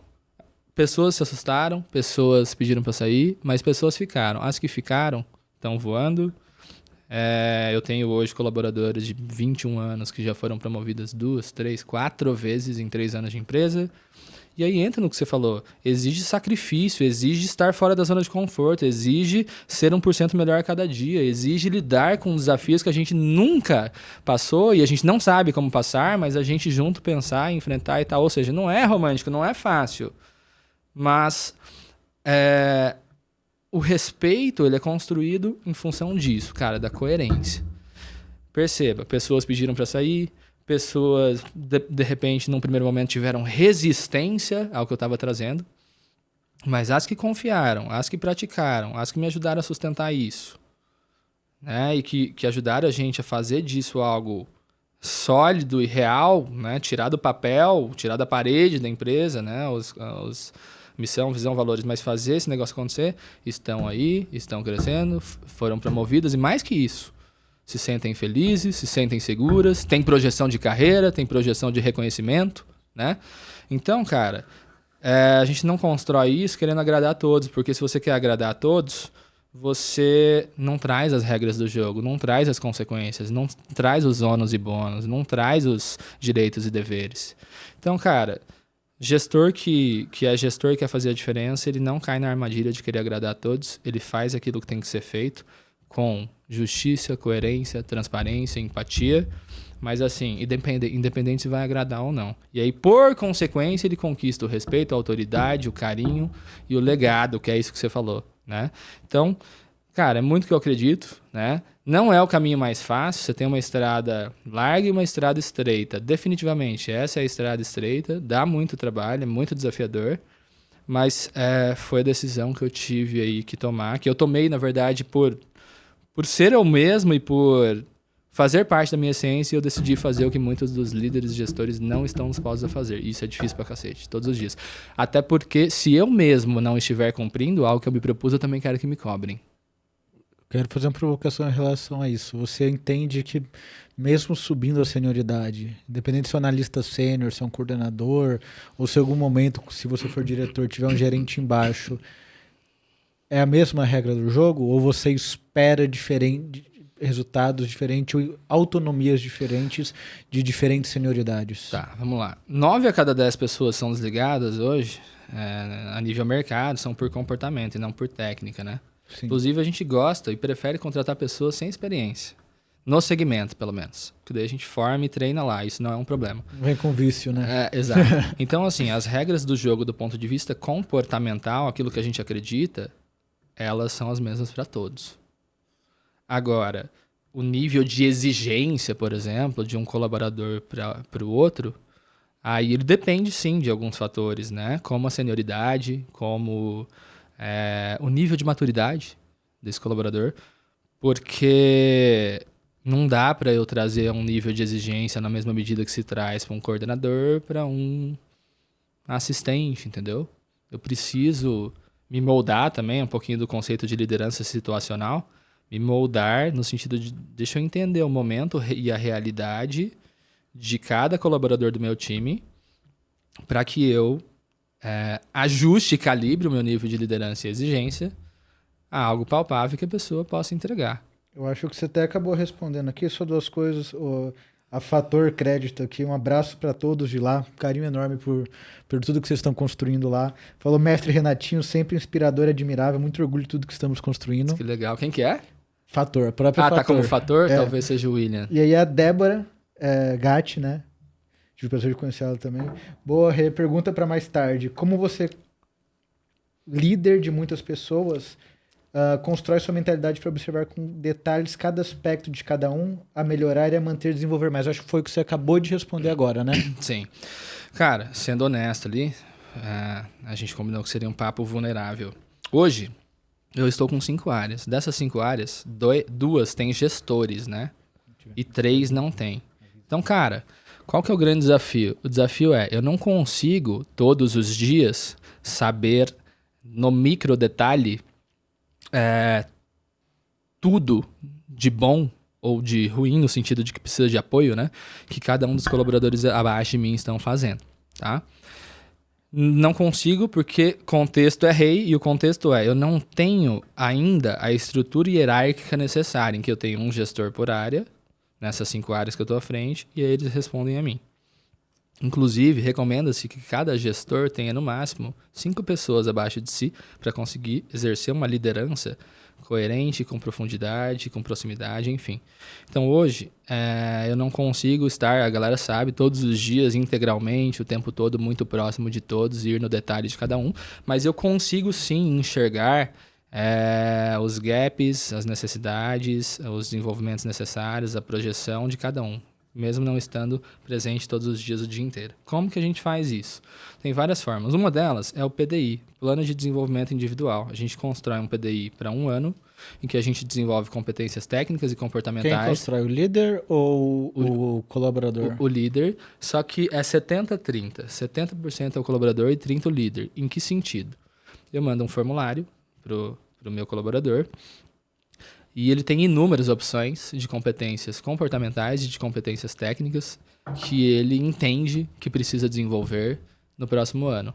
Obviamente, se tiver alguma que ele não trouxe, eu perceba, eu também trago, e aí em cima de tudo isso a gente constrói o plano de desenvolvimento dele, que vai envolver 10%, no máximo 20% de cursos que a gente investe, tá? Compra.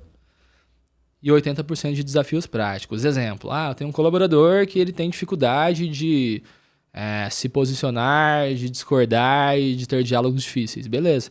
A gente vai trabalhar tecnicamente como você tem diálogos difíceis, como que você dá feedbacks construtivos, trabalha soft skill também, como que você tem inteligência emocional para lidar com isso, etc.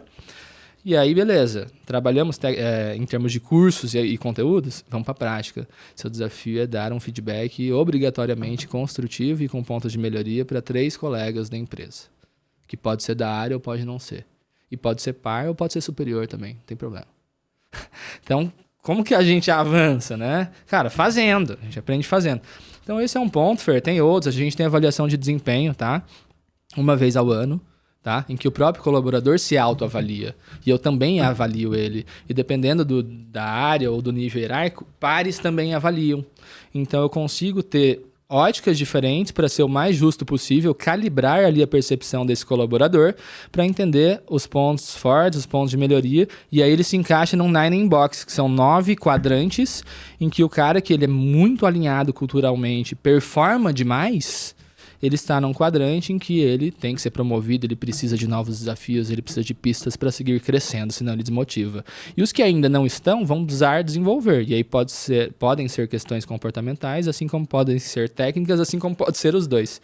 Então são formas e metodologias, o 9 Box, né, uma delas, que me ajuda a ter uma gestão justa, coerente, mesmo eu não estando todos os dias, o dia inteiro, sentado com cada um dos liderados diretos. E aí eu queria te fazer uma pergunta, que é a seguinte, utilizando desse gancho aí do tema que a gente está. Na sua opinião, quais são as habilidades que você acredita que serão indispensáveis para um líder nos próximos 5 anos? Para mim são 2 específicas e depois eu acho que ela consegue até quebrar em outras. Mas primeiro, adaptabilidade. Em que sentido? Todos. Você hoje faz exatamente o que você foi contratado dentro do job description para fazer? Ou não. Você faz muitas outras coisas que não estão no job description? Muitas outras. Você entrou como coordenador de CS. Você só trabalhou com CS? Você teve provavelmente que saber de marketing, teve que saber da área comercial, da área de operações, que depois você absorveu essa área. Mas adaptabilidade o mundo está cada vez mais dinâmico e a gente precisa nos adaptar a essas mudanças. E é uma realidade já. É uma realidade. Por mais que eu seja cético ainda, porque eu acho que hoje está muito mais hype do que realmente. Já vi casos práticos de uso do qual eu sou fã e que eu falo, beleza, agora eu tô vendo. Mas eu ouço muito mais barulho do que eu acho que realmente as pessoas estão fazendo. E quando estão fazendo bem, é algo que é onde eu olho. Então, essa questão de adaptabilidade, para mim, independentemente se são soft ou hard skills, se é novas ferramentas do mercado, se é o mercado que está mudando de alguma forma.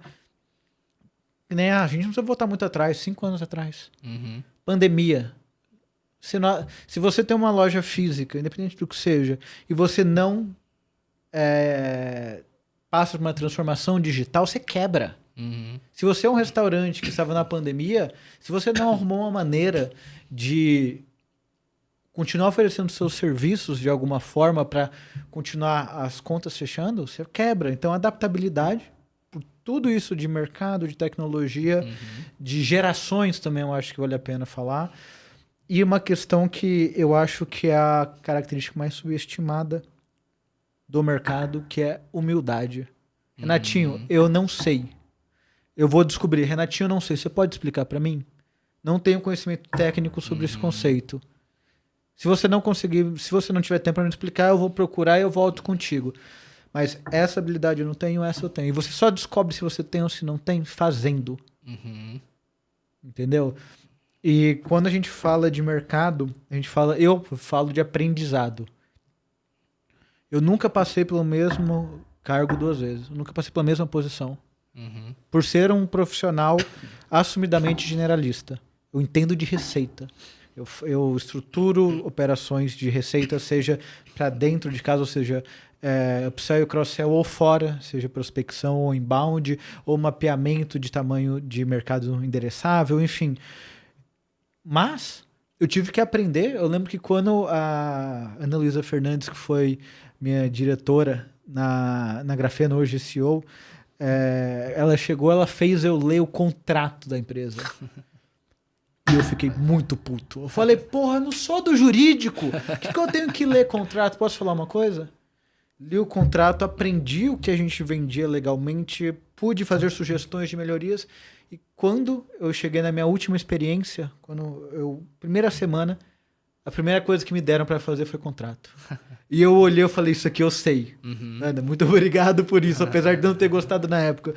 Financeiro, cara, aprendi a mexer com financeiro. É importante você saber os dados financeiros da sua área. Sua área se paga, qual que é o CAC, se você traz novos clientes, qual que é o LTV, quanto que custa a sua área e quanto que ela traz por mês, ela se paga. Você sabe quando que é a hora de demitir o seu vendedor, se a gente está falando de venda, porque vendedor é muito fácil, ele vendeu ou não vendeu, quanto que ele vendeu, e teoricamente você tem um custo, que é ele, e ele tem que pagar esse custo. Eu conheço histórias do melhor vendedor, que era o disparado, o cara mais experiente, que foi demitido de empresa, porque quando chegou uma consultoria, quando recebeu um aporte essa empresa, e aí veio o fundo entender a fundar a operação, eles viram que esse cara gerava um déficit na empresa, porque se ele traz... Os clientes não ficavam? Não. Na verdade, ele era tão caro que o custo fixo dele mais o variável nunca era menor do que o quanto que ele trazia. Por quê? Porque vamos supor que ele ganhasse X, ganhava-se Y de variável, o salário mais a variável, por mais que ele vendesse 10, 20, 30, 40 clientes, isso se multiplicava dentro da variável dele, o que fazia com que ele ganhasse 15 mil no mês, porém, as contas geravam para a empresa 10 mil. Mas se ele vendesse mais, ele conseguiria ele conseguiria ganhar 20 mil reais. Só que a receita que ele trazia era 15 mil. Entendi. E assim por diante. Então, as contas não fechavam e essa pessoa foi demitida. Não porque ele é um mau profissional. Não porque ele era ruim. Mas porque a conta não foi feita. E pode ser, claro, que no começo da empresa precisava de alguém para impulsionar isso.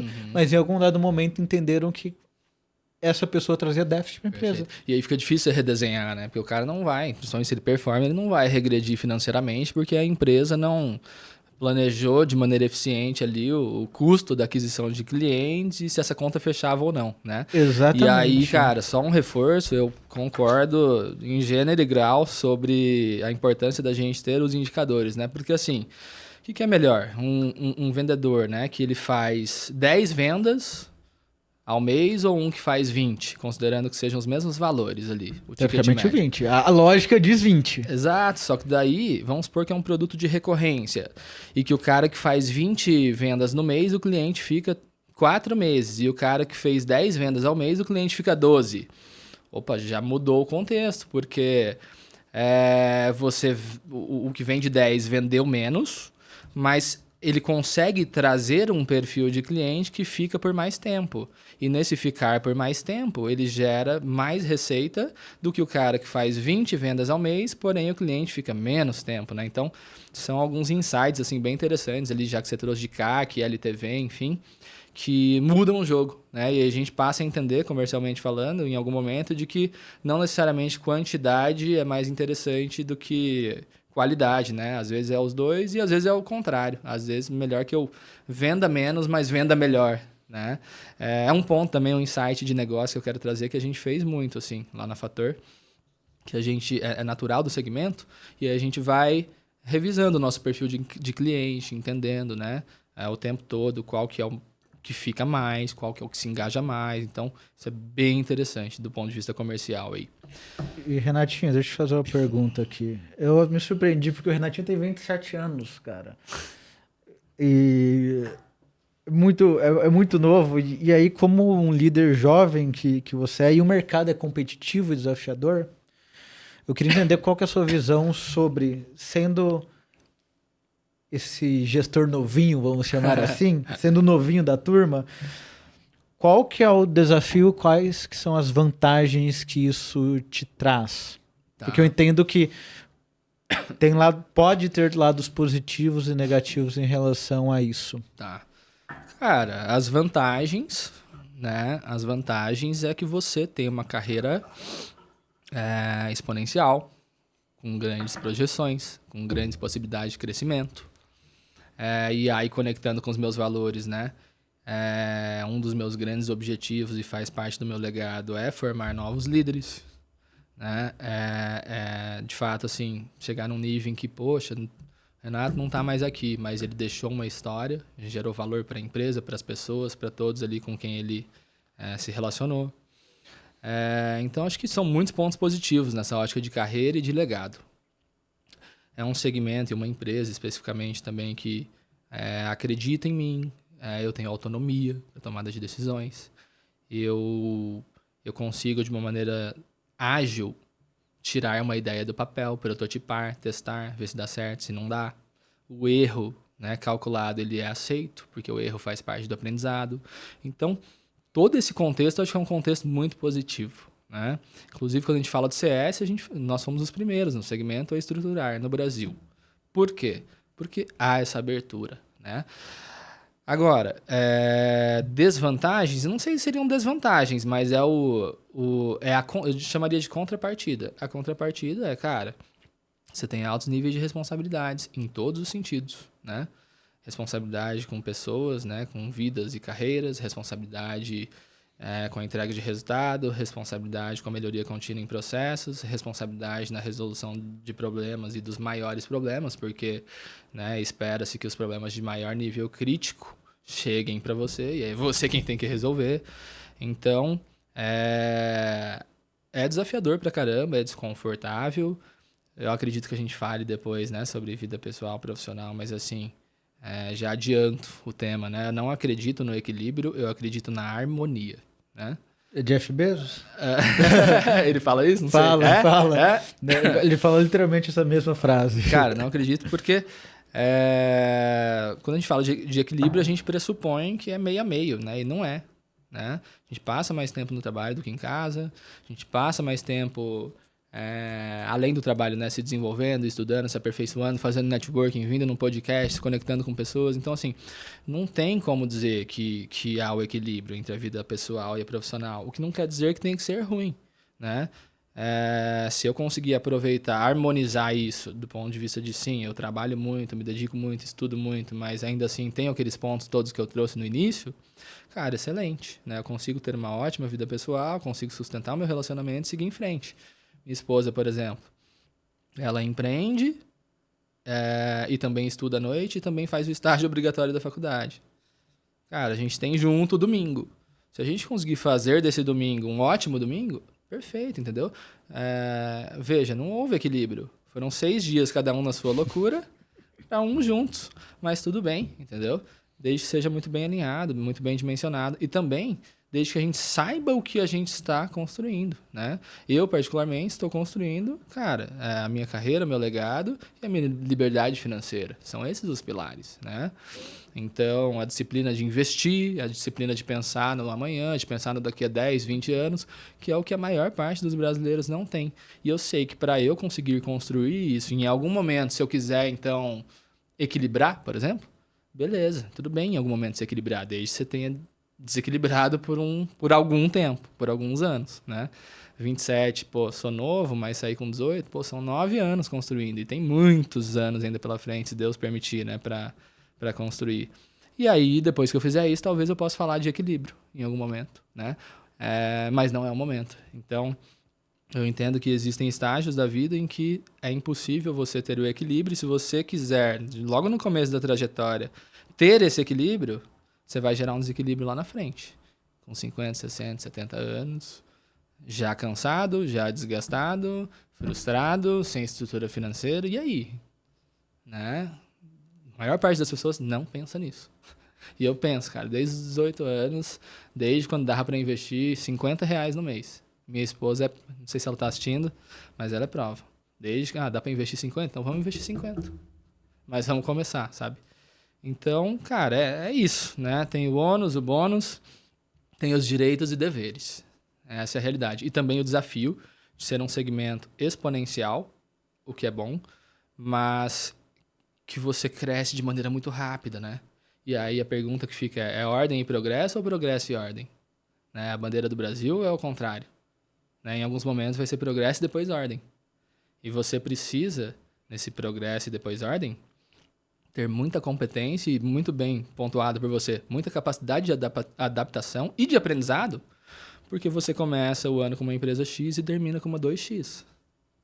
Você tem que ajustar processos, você tem que trazer mais gente, você tem que formar mais líderes e tudo muito rápido, entendeu? Então, é um pouco do desafio aí que eu enfrento hoje ali no dia a dia. Mas, mais uma vez, é aquele frio na barriga gostoso, como foi quando a gente chegou aqui hoje, sabe? E o principal, a clareza de para onde estou indo, o que estou construindo, né? Então, fazer tudo com intencionalidade. Então, acho que esse é o grande apanhado geral ali dos ônus e bônus ali de ser um gestor jovem. Cara, vamos lá. Eu falo e esqueci também de trazer algumas perguntas. Onde você se enxerga nos próximos anos como líder? E qual que é o legado que você quer construir na sua carreira? No sentido assim, qual que é o seu propósito de vida e carreira? Acho que essa é a pergunta assertiva. Propósito de vida e carreira. Tá. Eu vou começar respondendo aqui, já que a gente está sem filtro mesmo. Uhum. Você começou perguntando de como que eu enxergo como líder e qual legado eu quero construir na carreira. Eu acho que eu respondi o que eu quero construir com a minha carreira, que é a questão de agregar valor para empresas e para pessoas. Uhum. E que quando eu saia, eu já fui escoteiro, né? Dizem que uma vez escoteiro, sempre escoteiro.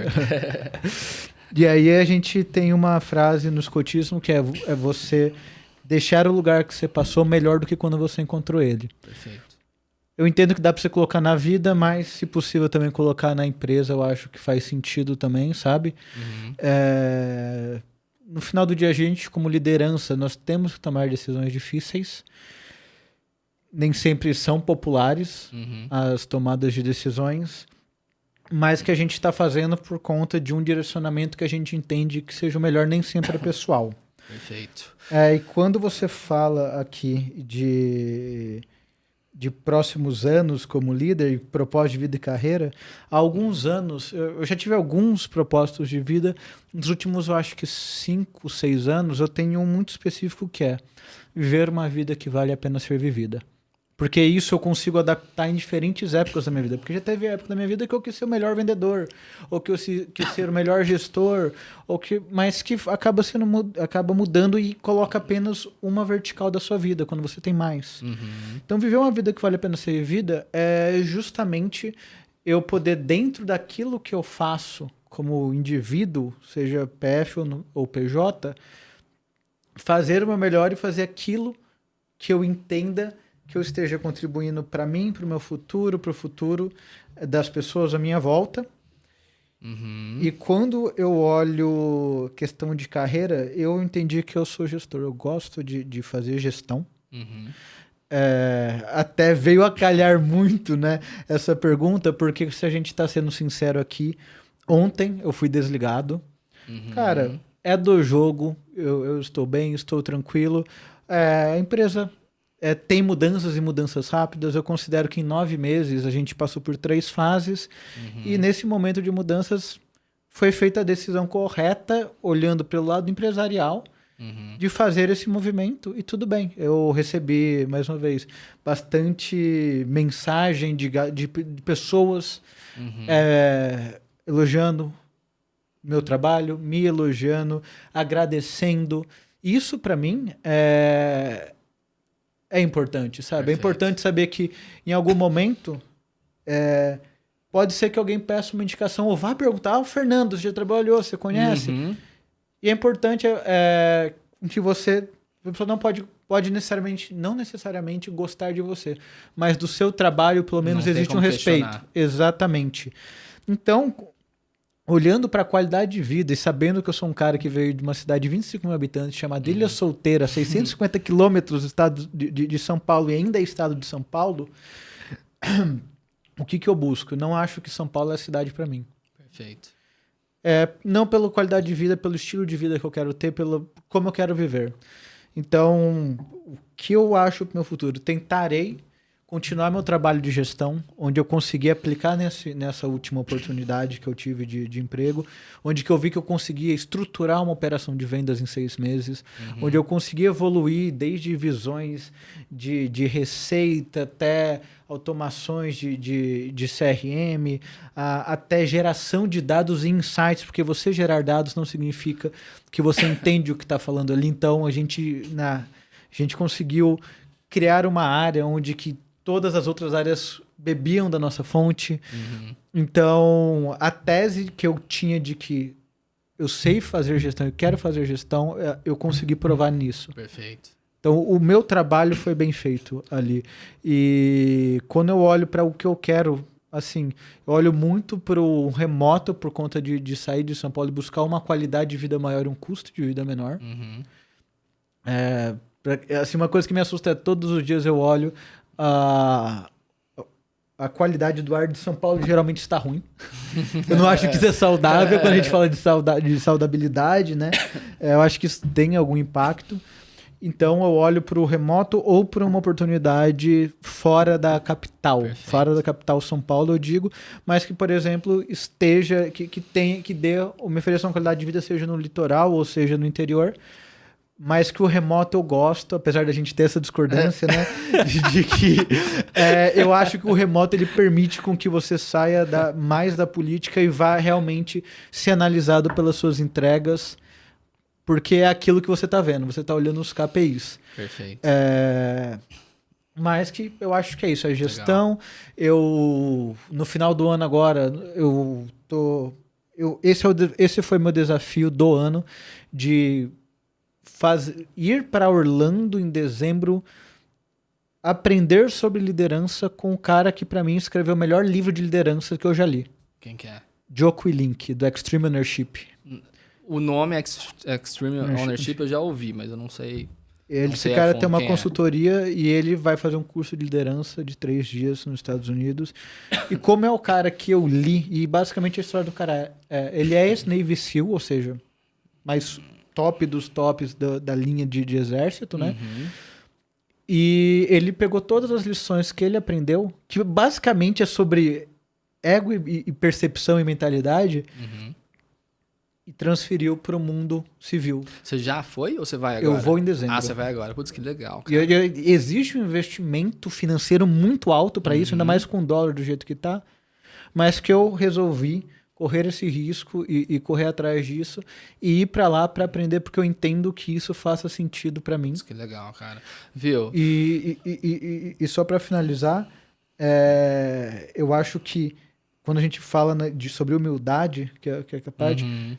Eu sei o que eu sei, eu sei algumas coisas que eu não sei, só que o que eu não sei que eu não sei é isso que eu busco sempre quando eu tô aqui no podcast, quando eu tô fazendo bench. Onde que se alguém entrasse no meu lugar hoje, onde que ele falaria, mas por que você não tá fazendo isso? Esse é onde que eu quero chegar. Perfeito. Pode falar. Você comentou do desligamento. Cara, o que eu posso dizer, assim, eu sempre tenho muito claro comigo que as pessoas que têm esse tipo de atitude aí que você tem, de estar sempre buscando, investindo na carreira, humildade, para aprender, para se desafiar, para errar, para tentar de novo. Cara, essas pessoas, elas escolhem onde elas vão trabalhar, né? Então, acho que...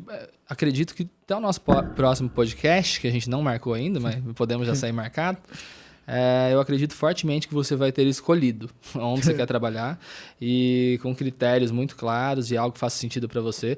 É uma dor, cara, que todas as empresas têm, os empresários, todo mundo que eu falo tem, que é a escassez, né? De gente, e de gente qualificada e de gente com bons valores, que é tudo que você tem, né? Então, obrigado. Acho que é isso que eu queria reforçar, acho que esse é o recado, né?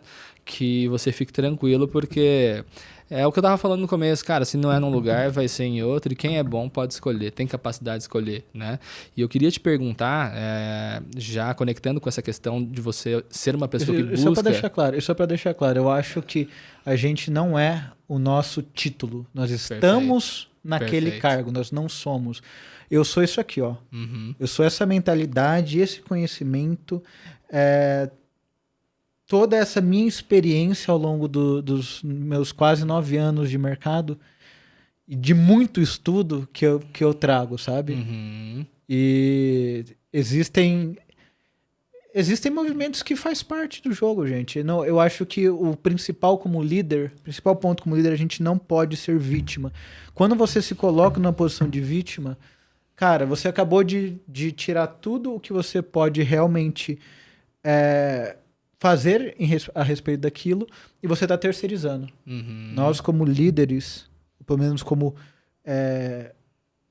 profissionais que buscam ser líderes de fato, não só o nome chefes, mais viver, né? Exato, mas viver a liderança, eu acho que é isso, é a gente poder trazer o nosso trabalho, fazer o nosso melhor, independentemente de qualquer coisa, e tudo é aprendizado, cara. O que eu aprendi lá e o que eu consegui aplicar, que eu não tive a oportunidade de aplicar em outros lugares, cara, é bagagem. Agora eu estou tranquilo para fazer ainda mais, sabe? Isso ninguém tira, né? Ninguém tira de você. Ninguém tira. Cara, até conectando exatamente com esse mesmo assunto. Você já entrevistou muitas pessoas aqui, né, no podcast. Acho que mais de 30, se eu não me engano.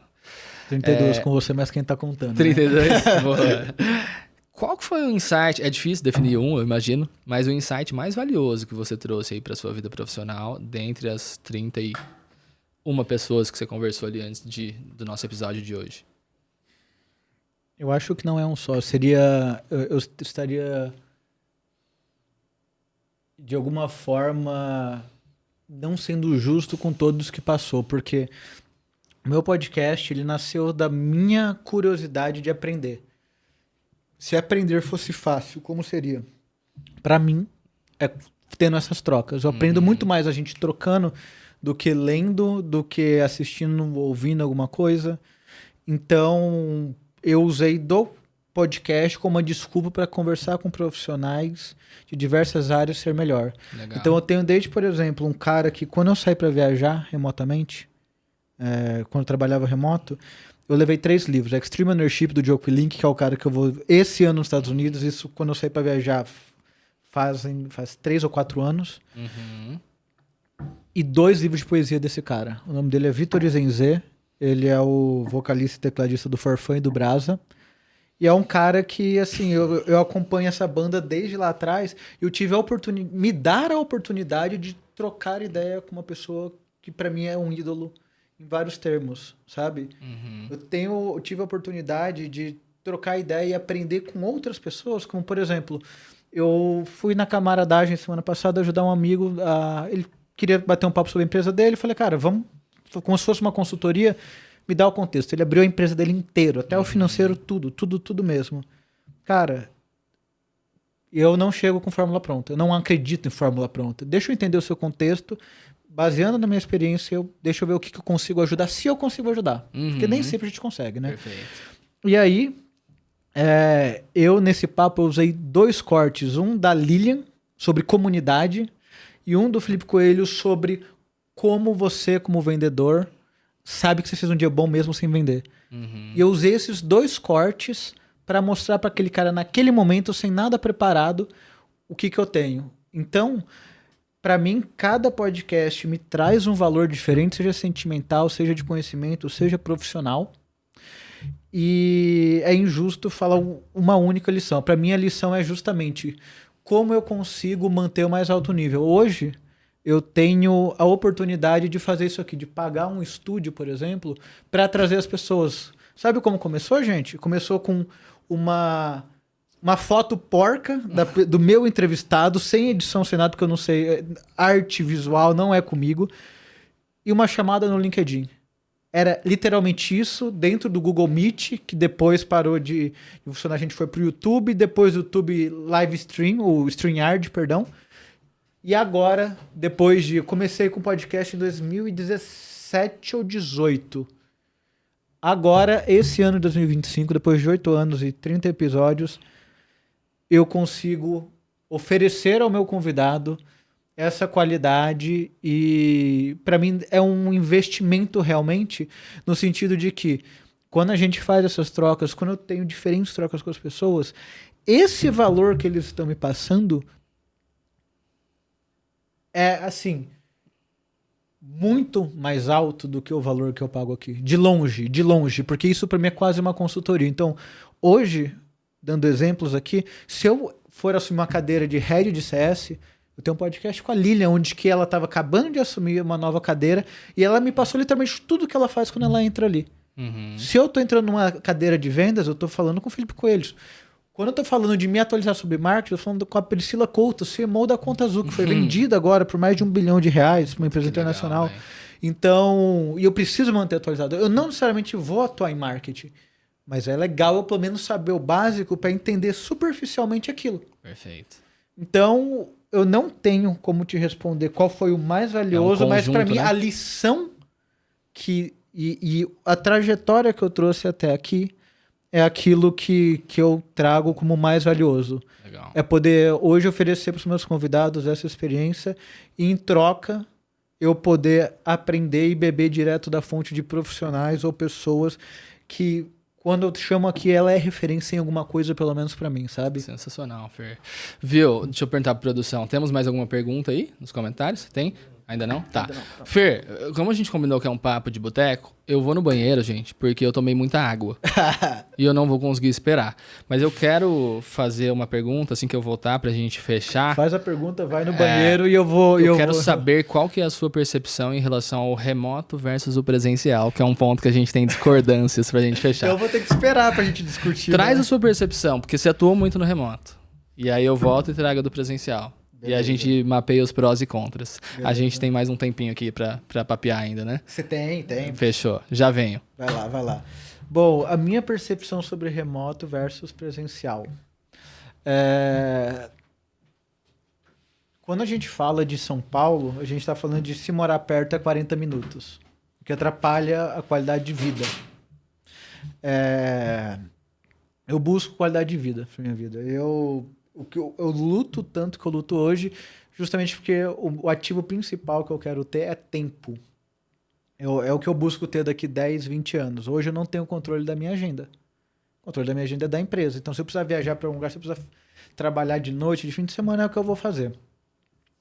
Dito isso, a métrica que eu vejo e que eu tenho que eu acho que é interessante no remoto é justamente de que o remoto você consegue ser medido apenas pelas suas entregas e pela sua eficiência. Ou você entregou ou você não entregou. Então você foge um pouco do lado político e foca em realmente quem está performando. É mais claro isso porque você não tem vieses comportamentais. Fora isso, você permite com que o seu colaborador tenha mais qualidade de vida, possa passar mais tempo com os filhos, com a esposa, com o esposo, consiga fazer atividades, porque se você não demora 40 minutos para chegar no trabalho, ou 1 hora e meia, você pode dormir até mais tarde, isso vai te trazer qualidade de vida. Você consegue parar na hora do almoço para fazer uma academia ou algum esporte, por exemplo. Você consegue cozinhar em casa e trazer ali refeições mais saudáveis e até economia mesmo de custo. Consegue morar em lugares que têm um custo de vida mais baixo, qualidade de vida mais alta. Então, tudo isso eu olho como benefícios do remoto. Porém, tem uma questão também que é onde o Renato com certeza vai bater, que é a questão do presencial constrói uma cultura mais forte. Sim, eu concordo, somente quando a gente fala de pessoas mais júnior, eu entendo que a senioridade tende a trabalhar melhor com essa questão do remoto. Não que o remoto precisa ser só 100% remoto e não tenha encontros, tem que ter esses encontros presenciais. Eu acho que são muito ricos até para conhecer. E a conversa de cafezinho, a conversa ali de corredor, eu acho que ela ajuda muito. É diferente quando você está dentro de um ambiente do qual você consegue olhar para o lado e pedir para a pessoa do marketing, do financeiro, pedir ajuda naquele momento sem precisar agendar uma reunião.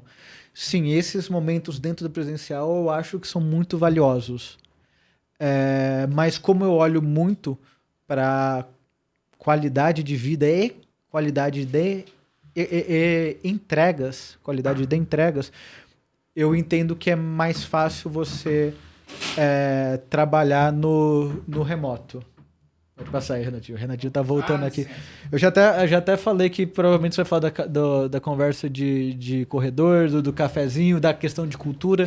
Eu falei sobre a questão de... Eu entendo que com uma senioridade maior é mais fácil o remoto. E eu entendo que o presencial com equipes maiores e mais júniores, entendo que faz muito mais sentido em termos culturais. Realmente, estar presente é mais benéfico, mas eu olho muito para a questão de qualidade de vida, de como a pessoa pode ter uma qualidade de vida desde sono, desde alimentação, de redução de custos, dentro de um remoto do que Legal. do presencial. Perfeito. Agora eu posso falar mais 2 horas, tá, pessoal? Tá apertado aqui. Sem filtros, né? Foi o combinado, então tamo aí. Não, acho que eu sempre digo que o contexto é rei, né? É uma frase do Marcos Paulo, que é um grande gestor aí a nível nacional. Gestor de marketing, enfim. E aí eu particularmente, né? Tem a opção de escolher, para mim é o presencial, é o 100% presencial, mas veja como é interessante a gente ouvir pessoas de outras realidades, outros contextos, né? Outros momentos, então... você fez a pergunta para mim, quanto tempo você demora para chegar até no seu trabalho, né? Ou na sua casa, na volta. Cara, 5 minutos. Se pegar trânsito, 8, né? E pra gente que não é de São Paulo, assusta, né? Entender que aqui em São Paulo a gente fala de se for próximo 40 minutos, dependendo de onde Só para né? deixar Enfim. claro aqui, só para contar uma história que eu contei pro Renato, mas quando eu mudei para São Paulo, fui mudar para morar com a minha irmã em novembro de 2016. Eu morava em São Bernardo do Campo. Nasci lá, viu? Sério? Eu pegava 1h30 de transporte público, eram pelo menos 2 ônibus e um metrô, tá? Para chegar no trabalho. Então a gente tá falando de pelo menos 3 horas do dia que eu gasto no transporte público. O que eu fazia na época? Eu lia muito. Eu lia pelo menos um livro por mês por conta disso. Era tentar aproveitar de alguma forma essas 1h30, né? Produtividade, não é mesmo? Mas que eu entendo que é que também... Naquela época era mais novinho, a gente consegue até aguentar mais, mas que hoje já prejudicaria de alguma forma a minha performance. Principalmente se eu tivesse 1h30 todos os dias que ir para o escritório. Mas como você falou, contexto é rei, pode continuar falando ali dos... E aí a gente fala, poxa, né? Em São Paulo o lugar próximo é 40 minutos, 50, 1 hora, e o lugar distante às vezes é 3 horas para ir, 3 para voltar, né? Então assim, o que eu vejo? Do ponto de vista de performance, né, e entregas, pode ser que funcione, né? Aliás, funciona porque existem empresas que têm, né? Mas a maior parte das grandes empresas pós-pandemia ali que tinham aderido estão voltando atrás, né? Então, assim, eu acho que funciona se você tem um nível de maturidade de gestão e de indicadores muito claros. No sentido de eu sei exatamente o que cada colaborador de cada área precisa entregar, consigo mensurar isso e aí... não importa se ele está na empresa ou fora da empresa, eu vou avaliá-lo de acordo com os resultados ali gerados. Então, acho que num nível de maturidade de gestão maior, beleza, nesse sentido. Mas eu acho que faz muita diferença o presencial no sentido da construção de cultura, construção de senso de pertencimento, no sentido do nível de velocidade de rampagem de um colaborador que entra, né? Eu acredito que o fato da gente estar junto, de almoçar junto, de ter uma pausa café, de estarmos ali naquele ambiente de calor humano, olho a olho, proximidade, eu acho que isso tem um impacto em produtividade, em pertencimento, em engajamento, cara, que talvez nem se tenha como medir, sabe? Mas eu acho que impacta diretamente na sustentação da construção de uma cultura, né? E principalmente de resultados, de repente até além daqueles que já estão ali no escopo e são mensuráveis, sabe? Então é isso, contexto é rei, não tem jeito, né? Mais uma vez, um dos pontos que eu quero só salientar aqui, eu estou falando da minha realidade enquanto você está falando da sua, por exemplo. Na minha família, quando eu morava no interior... a gente tinha uma tradição de todo mundo almoçava junto. São Paulo é uma coisa que é inexistente. Você saiu 7 da manhã, você volta 8 da noite, 9 da noite, entendeu? Exato. Então, baseando-se nos meus valores, daquilo que eu busco para minha vida, eu entendo que para mim seria prejudicial, por exemplo. Mas num contexto, por exemplo, estou morando no interior a 5 a 8 minutos, isso não é um problema. Perfeito. Isso não é Então, é muito entender qual é o contexto. E até aqui, uma participação da Débora, ela perguntou aqui para mim, Fê, você considera que seus critérios para escolher os mais saudáveis e sustentáveis de vida, trabalho, etc., mudaram depois de alguma situação específica ou foram reconstruídos ao longo do tempo? Legal, essa, hein? Eu acho que que depende do momento da sua vida. No começo da sua carreira, você não sabe de nada. Eu sou formado em administração. O primeiro trabalho que eu tive foi de suporte aos clientes menores, atendimento mesmo. E nenhuma faculdade te prepara para isso, vamos ser bem sinceros, né? Sim. Eu precisava aprender. Então, eu estava disposto a me submeter a sacrifícios deliberados, como falado anteriormente, que era essa 1h30, depois, que virou 40 minutos depois, que até sexta-feira eu mudei de apartamento para morar 3 minutos e meio a pé do trabalho. Então, muito depende do seu momento de vida e qual que é o contexto. Hoje eu olho muito para a qualidade de vida porque eu quero viver mais e melhor. E eu entendo que o estresse, ele tem muita... O estresse, ele afeta você da forma que você vê ele. Porque o estresse pode ser algo que te impulsiona ou ele pode ser algo que vai te sobrecarregar. Entendeu?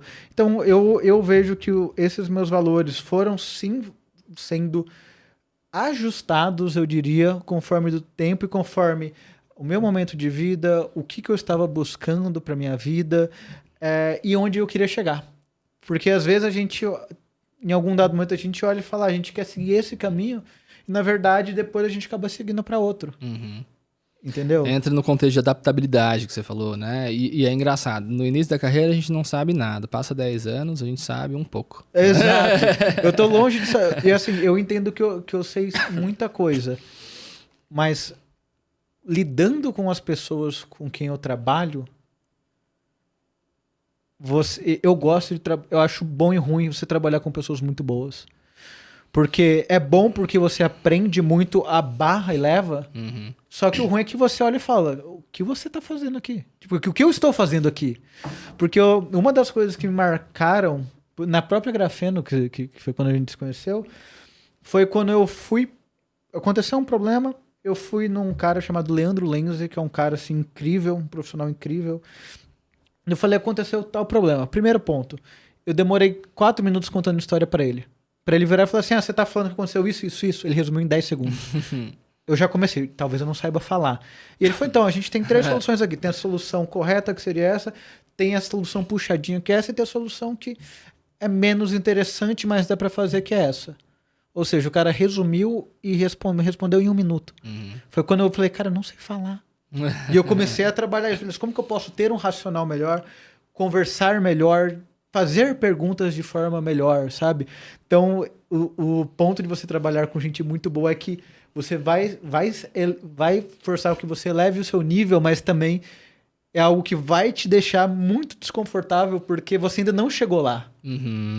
E eu até digo, né? Não existe uma linha de chegada, né? Porque se existisse, a gente chegaria lá e aí é o que você falou, acabou. E aí? Qual é o próximo passo, né?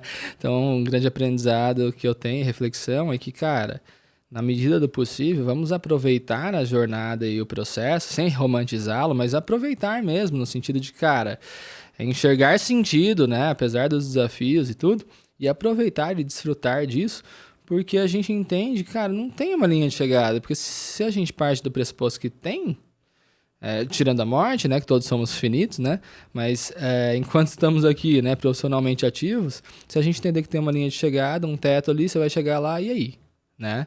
Então, acho que é importante ter alvos, metas, objetivos, ambições, mas aproveitar a jornada, sabe? Parece um discurso meio romantizado, mas não é, cara. Né? Se você todos os dias dedica 8, 10 horas a fazer algo que você não se identifica, convido você a pensar em fazer outra coisa, porque vai ser muito custoso, né? Você falou de viver uma vida que vale a pena. Vai ser muito custoso você chegar lá no final e entender que, cara, não fez algo dentro da sua área de potência, dentro daquilo que você se sentia bem fazendo, dentro daquilo que você conseguia cumprir o seu propósito, seja lá qual seja o seu propósito, e assim vai, né? Então, acho que é bem, bem interessante esse contexto de não existir a linha de chegada. Não sei se tem mais alguma pergunta do pessoal aí? Não, pergunta do pessoal ainda não. A produção nos mas avisa. A gente tá chegando aqui nos finalmente. E eu ficaria mais umas 2 horas, viu? Eu também. O Gabriel que fez cara feia aqui agora. E quer almoçar? Já almoçou aí, Gabriel? Ele já tá batendo aqui no relógio, aqui, falando, vamos acabar logo. essa pergunta eu vou querer responder também, mas vou te fazer. Se pudesse voltar no tempo e dar um conselho para você de 20 anos. Cara, extremamente clichê, mas bem direto. Não desista. Por quê? Porque eu pensei em desistir. Lá com 18, 19, 20, pensei Quem não, né? Pensei em Quem voltar, pensei em trancar a faculdade, pensei em estar próximo da família novamente. E se eu tivesse feito isso, eu não teria conhecido tantas pessoas que conheci, que fizeram parte da minha história e me trouxeram até aqui. Uma delas é a minha esposa, outra delas é um ex-gestor que eu tive, que depois eu tive uma sociedade através de pessoas que eu conheci pelo networking com ele. Enfim, então, cara, não desista. E mais do que não desistir, algo que eu tento trazer para minha vida desde novo, e até se conecta um pouco com a pergunta da Débora, é saber onde você quer chegar. Mesmo que você não tenha todas as respostas, mas tenha pelo menos um norte. Porque a gente vive num país em que culturalmente, né, a gente, aquela música de pagode lá, deixa a vida me levar, a vida leva eu. E aí tem um preço muito alto ali a ser pago no médio e no longo prazo se você conduzir a sua vida assim, né? Você que é religioso, tem uma frase que eu gosto muito, que é o caminho para o céu parece o inferno, o caminho para o inferno parece o céu. Perfeito. Você traduziu tudo. É isso, cara. Não desistir e minimamente saiba onde quer chegar, saiba ali o seu norte de vida, suas ambições e busque. Sem passar por cima de ninguém, sem jogar o jogo, que é o que você trouxe, e se mantendo fiel ali à sua essência, seus valores e aquilo que vem de berço, né? Esse é o conselho. Se eu pudesse voltar no tempo e dar um conselho para o Fernando de 20 anos, seria para me conhecer melhor. Eu tenho muito orgulho de verdade da minha jornada, sabe? Eu sou uma pessoa privilegiada e eu entendo essa pessoa privilegiada como alguém que teve acesso à escola particular. Para mim, o privilegiado é esse. Se seus pais tiveram a oportunidade de te dar acesso à escola particular, para mim você é um privilegiado. Então, tive isso, tive intercâmbio, fui fazer cursinho depois do intercâmbio. Entrei numa universidade federal, mas eu entendo que eu comecei a ser um ser pensante aos 25 anos. Isso não quer dizer que eu não era um adulto funcional. Eu tinha bolsa de estudos, eu dava aula de inglês para poder ter condições melhores na faculdade. Meu pai mandava um dinheiro também para ajudar, mas só o dinheiro dele não adiantava. Precisava ter mais para poder viver melhor, né? E nessa jornada eu entendo que se eu tivesse me conhecido melhor, se eu tivesse buscado mais autoconhecimento antes, eu teria talvez me dado uma vida melhor e menos trabalho para meus pais, provavelmente, né? Perfeito. Mas o ponto seria esse, porque na minha carreira eu sempre trabalhei e tive hobbies. Então, quando eu entrei no mercado, Renatinho, em São Paulo eu ganhava R$ 1.850. Dinheirão para viver em São Paulo, né? Dinheirão. E por meio de um projeto paralelo que eu já tinha, eu consegui criar uma agência de turismo para me dar a oportunidade de viajar. Então, eu e meu sócio, que é o Eduardo Chaves, que é um puta de um publicitário, um cara que eu sou muito fã, um cara que eu tenho prazer de ter na minha vida, a gente criou o Side Sampa, que era uma agência de turismo, para a gente poder viajar. Então, as pessoas pagavam para viajar e elas pagavam as nossas próprias viagens. A gente alugava uma van, fechava hospedagem, fechava guia, ia para o Petar, ia para Trindade, para São Tomé das Letras. Enfim, fazíamos ônibus open bar para o João Roque, que é em Ribeirão Preto. Então, o pessoal ia 7 da manhã tomando tequila daqui até lá. Muitas histórias que eu tenho muito orgulho, mas que foram histórias que permitiram que eu me desenvolvesse e realizasse sonhos quando eu não tinha condições financeiras para isso. Porque se eu fosse esperar para viajar quando eu tivesse dinheiro, eu estaria viajando agora só. Essa que seria a verdade, sabe? E parte desse processo eu busquei muito por meio da meditação, eu participei já de ritual de ayahuasca, que me ajudou a me olhar para dentro de uma forma que eu nunca tinha olhado antes. Eu já participei de retiro de jejum, de 3 dias de jejum e silêncio, por exemplo. Então, 3 dias sem comida e sem falar. Eu já fiz trilhas absurdamente absurdamente difíceis para me testar, porque hoje, com 32 anos, o meu corpo já sente. Eu durmo menos, o meu corpo sente. Então, como que eu me desafio para continuar indo para frente? É justamente pagando corrida para correr, que senão eu não vou correr. Escalando 1.620 metros, sendo que eu não sou um escalador, para treinar minha mente para ficar mais calejada e os desafios parecerem mais fáceis, os desafios do dia a dia parecerem mais fácil.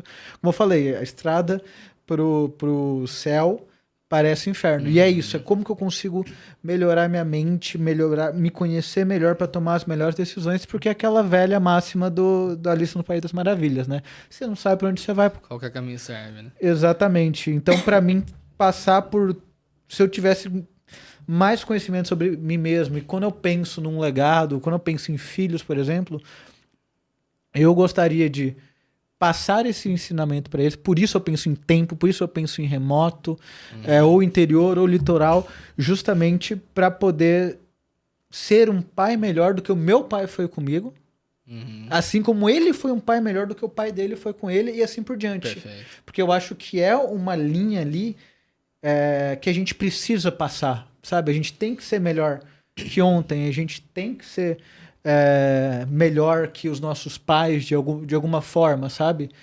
E eu diria que seria isso. O conselho é, cara, vai se conhecer, vai buscar na raiz quem é o Fernando, quem é o Renato, quem é você, de fato. Agora, sabendo disso, onde estão seus erros? Pega seus erros, anota ali. Onde que são seus pontos fracos? O que você precisa melhorar? O que você consegue segurar ali? E onde são seus pontos fortes? Onde você consegue chegar em qualquer lugar e falar, cara, eu sou desse jeito, eu tenho isso, eu faço aquilo outro, sabe? Eu acho que se você se conhecer bem, eu acho que é meio caminho andado para o sucesso, mas as pessoas hoje em dia não se E conhecem. para uma liderança coerente também, né? Porque primeiro eu, né? Como eu tinha falado, e depois o outro. Preciso entender que no time eu tenho pessoas mais coração, e tenho pessoas também mais razão, né? Tenho pessoas com maior facilidade de se organizar, tenho pessoas com mais dificuldade em se organizar, tenho pessoas com uma habilidade de comunicação mais espontânea, natural, já está ali instalado, tem pessoas que têm dificuldade. Então, eu preciso entender a mim mesmo, como eu funciono em todas as esferas possíveis, para a partir daí eu entender minimamente o outro. E enquanto líder, tentar exercer a liderança necessária ali, respeitando as individualidades de cada um, extraindo o melhor de cada pessoa, né? Então, acho que você matou aí o autoconhecimento. Acho que é um tema indispensável aí quando a gente fala de vida e carreira. E aí, se vocês quiserem ter uma bíblia sobre isso, não necessariamente autoconhecimento, mas que vai te dar alguns caminhos para você exercer alguns dos pontos que você quer exercer, chama Gerenciando a Si Mesmo. É um compilado de artigos científicos da Harvard Business Review, que traz alguns pontos desde como se conhecer, como ver se você está bem, realmente mentalmente, fisicamente. Legal. Você criar atalhos, como foi a questão do Sai de Sampa, por exemplo, para mim, para você. Se você hoje não é líder, como que você desenvolve isso sendo que você não é líder? Você pode exercer dentro da profissão, ou você pode, por exemplo, ir ali, sei lá, na paróquia da sua cidade, ou em algum clube que seja, e pegar ali o financeiro deles, ou ajudar, apoiar, ser voluntário de alguma coisa e começar de alguma forma a galgar essa liderança em outro lugar, para depois você trazer isso com uma experiência para dentro, sabe? A gente é mente pensante, a gente precisa estar sempre evoluindo, sabe? Perfeito. E eu sempre reforço que liderança não é cargo, né? É comportamento, atitude, escolha. Então, é muito do que você trouxe. Você pode exercer funções de liderança no seu lar, na sua igreja, no trabalho voluntário, no movimento Empresa Júnior, por exemplo, que eu fiz parte, né, que você trabalha voluntariamente gerindo uma empresa no período de faculdade, em ações sociais e por aí vai, né? Então, não se limite, né? Se você hoje não está numa cadeira de liderança formalmente falando, na carreira, cara, liderança não é sobre cadeira não, porque tem muita gente em cadeira de liderança que não é líder, não tem os atributos de líder, né? Então, acho que bem legal. E depois eu quero pegar com você esse artigo aí, até anotei aqui da Harvard Business.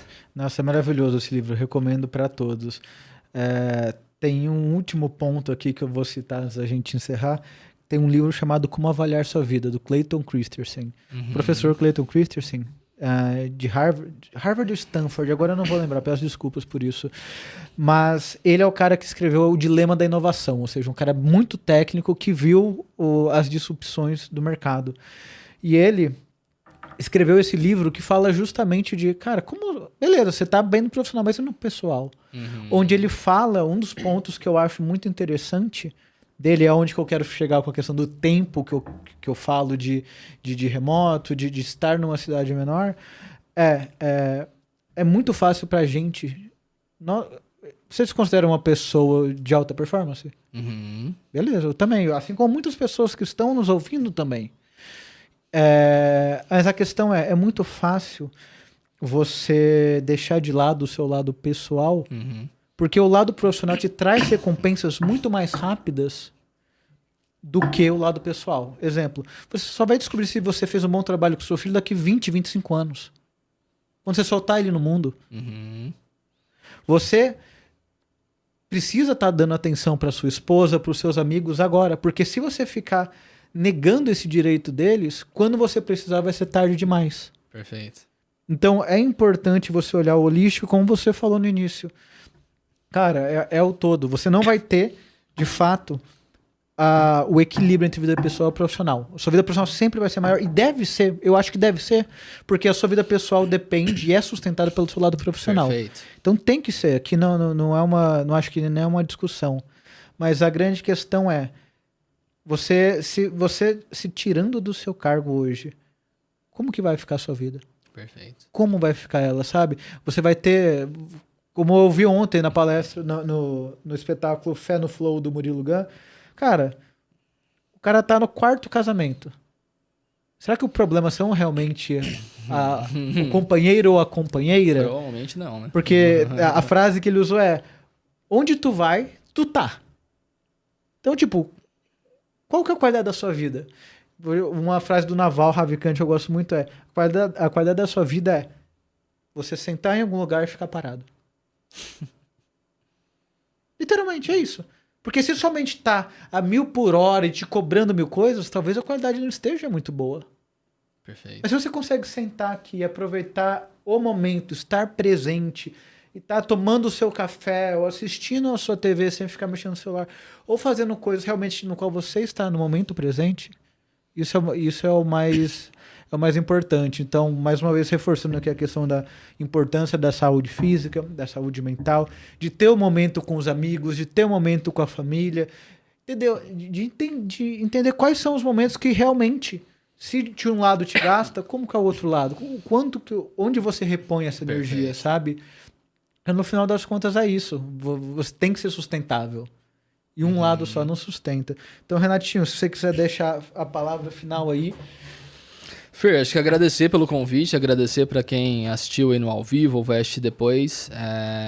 Como eu disse no início, né? Fico muito feliz em enfrentar aí o desconforto, me desafiar, vir, aprender, contribuir de alguma forma também. Se eu conseguir contribuir com você, ou inclusive com pelo menos uma pessoa que esteja assistindo aí, acho que eu já fico bem feliz, genuinamente. Já diria que valeu muito a pena ter vindo, né? E fico super disponível aí pra gente fazer mais vezes, de repente até para trazer alguns colegas que atuam em outros nichos, áreas ali, né, tecnicamente falando, né, tem colegas de área comercial, tem colegas de diversas áreas, enfim, segmentos, de repente, né, fico muito à disposição. Certeza. E espero aí que a gente venha se encontrar em breve, e também já tô ansioso para saber aí um pouco dos bastidores da viagem que você vai fazer, tá?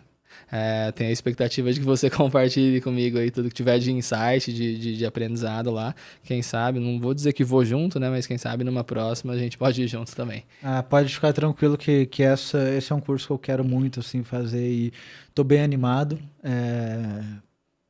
Mais uma vez, as pessoas olham a cachaça que a gente toma, mas não vê os tombos que a gente leva, né? Então, tô desde o começo do ano me planejando para essa viagem. Vou viajar agora também, 2 anos sem férias, então 2 semaninhas pelo menos para viajar um pouco. Quero ajudar esse meu amigo ali também na parte de consultoria da empresa dele, na camaradagem mesmo. Quero trazer, agora com mais tempo, alguns materiais que eu nunca publiquei, que eu acho que podem agregar bastante. Passar um tempo com a família também, passar um tempo com a namorada, enfim... Mas eu tô animado pro futuro que tá por vir. Enfim, agora depende só de mim e tenho certeza que com tudo isso que eu já tenho de experiência, eu acho que a próxima escolha vai ser mais uma escolha correta, assim como foi todas as minhas anteriores. Eu não tenho dúvidas. E se tiver em dúvida em algum momento, precisar de um apoio e conselho, por favor, me liga. Com certeza, né? como a gente já tem ajuda. feito, né? Pessoal, muito obrigado mais uma vez. Renato Miranda, obrigado mais uma vez. 1h40 até aqui. Muito bom. Valeu demais. Passou rápido demais. Obrigado, gente. Grande abraço.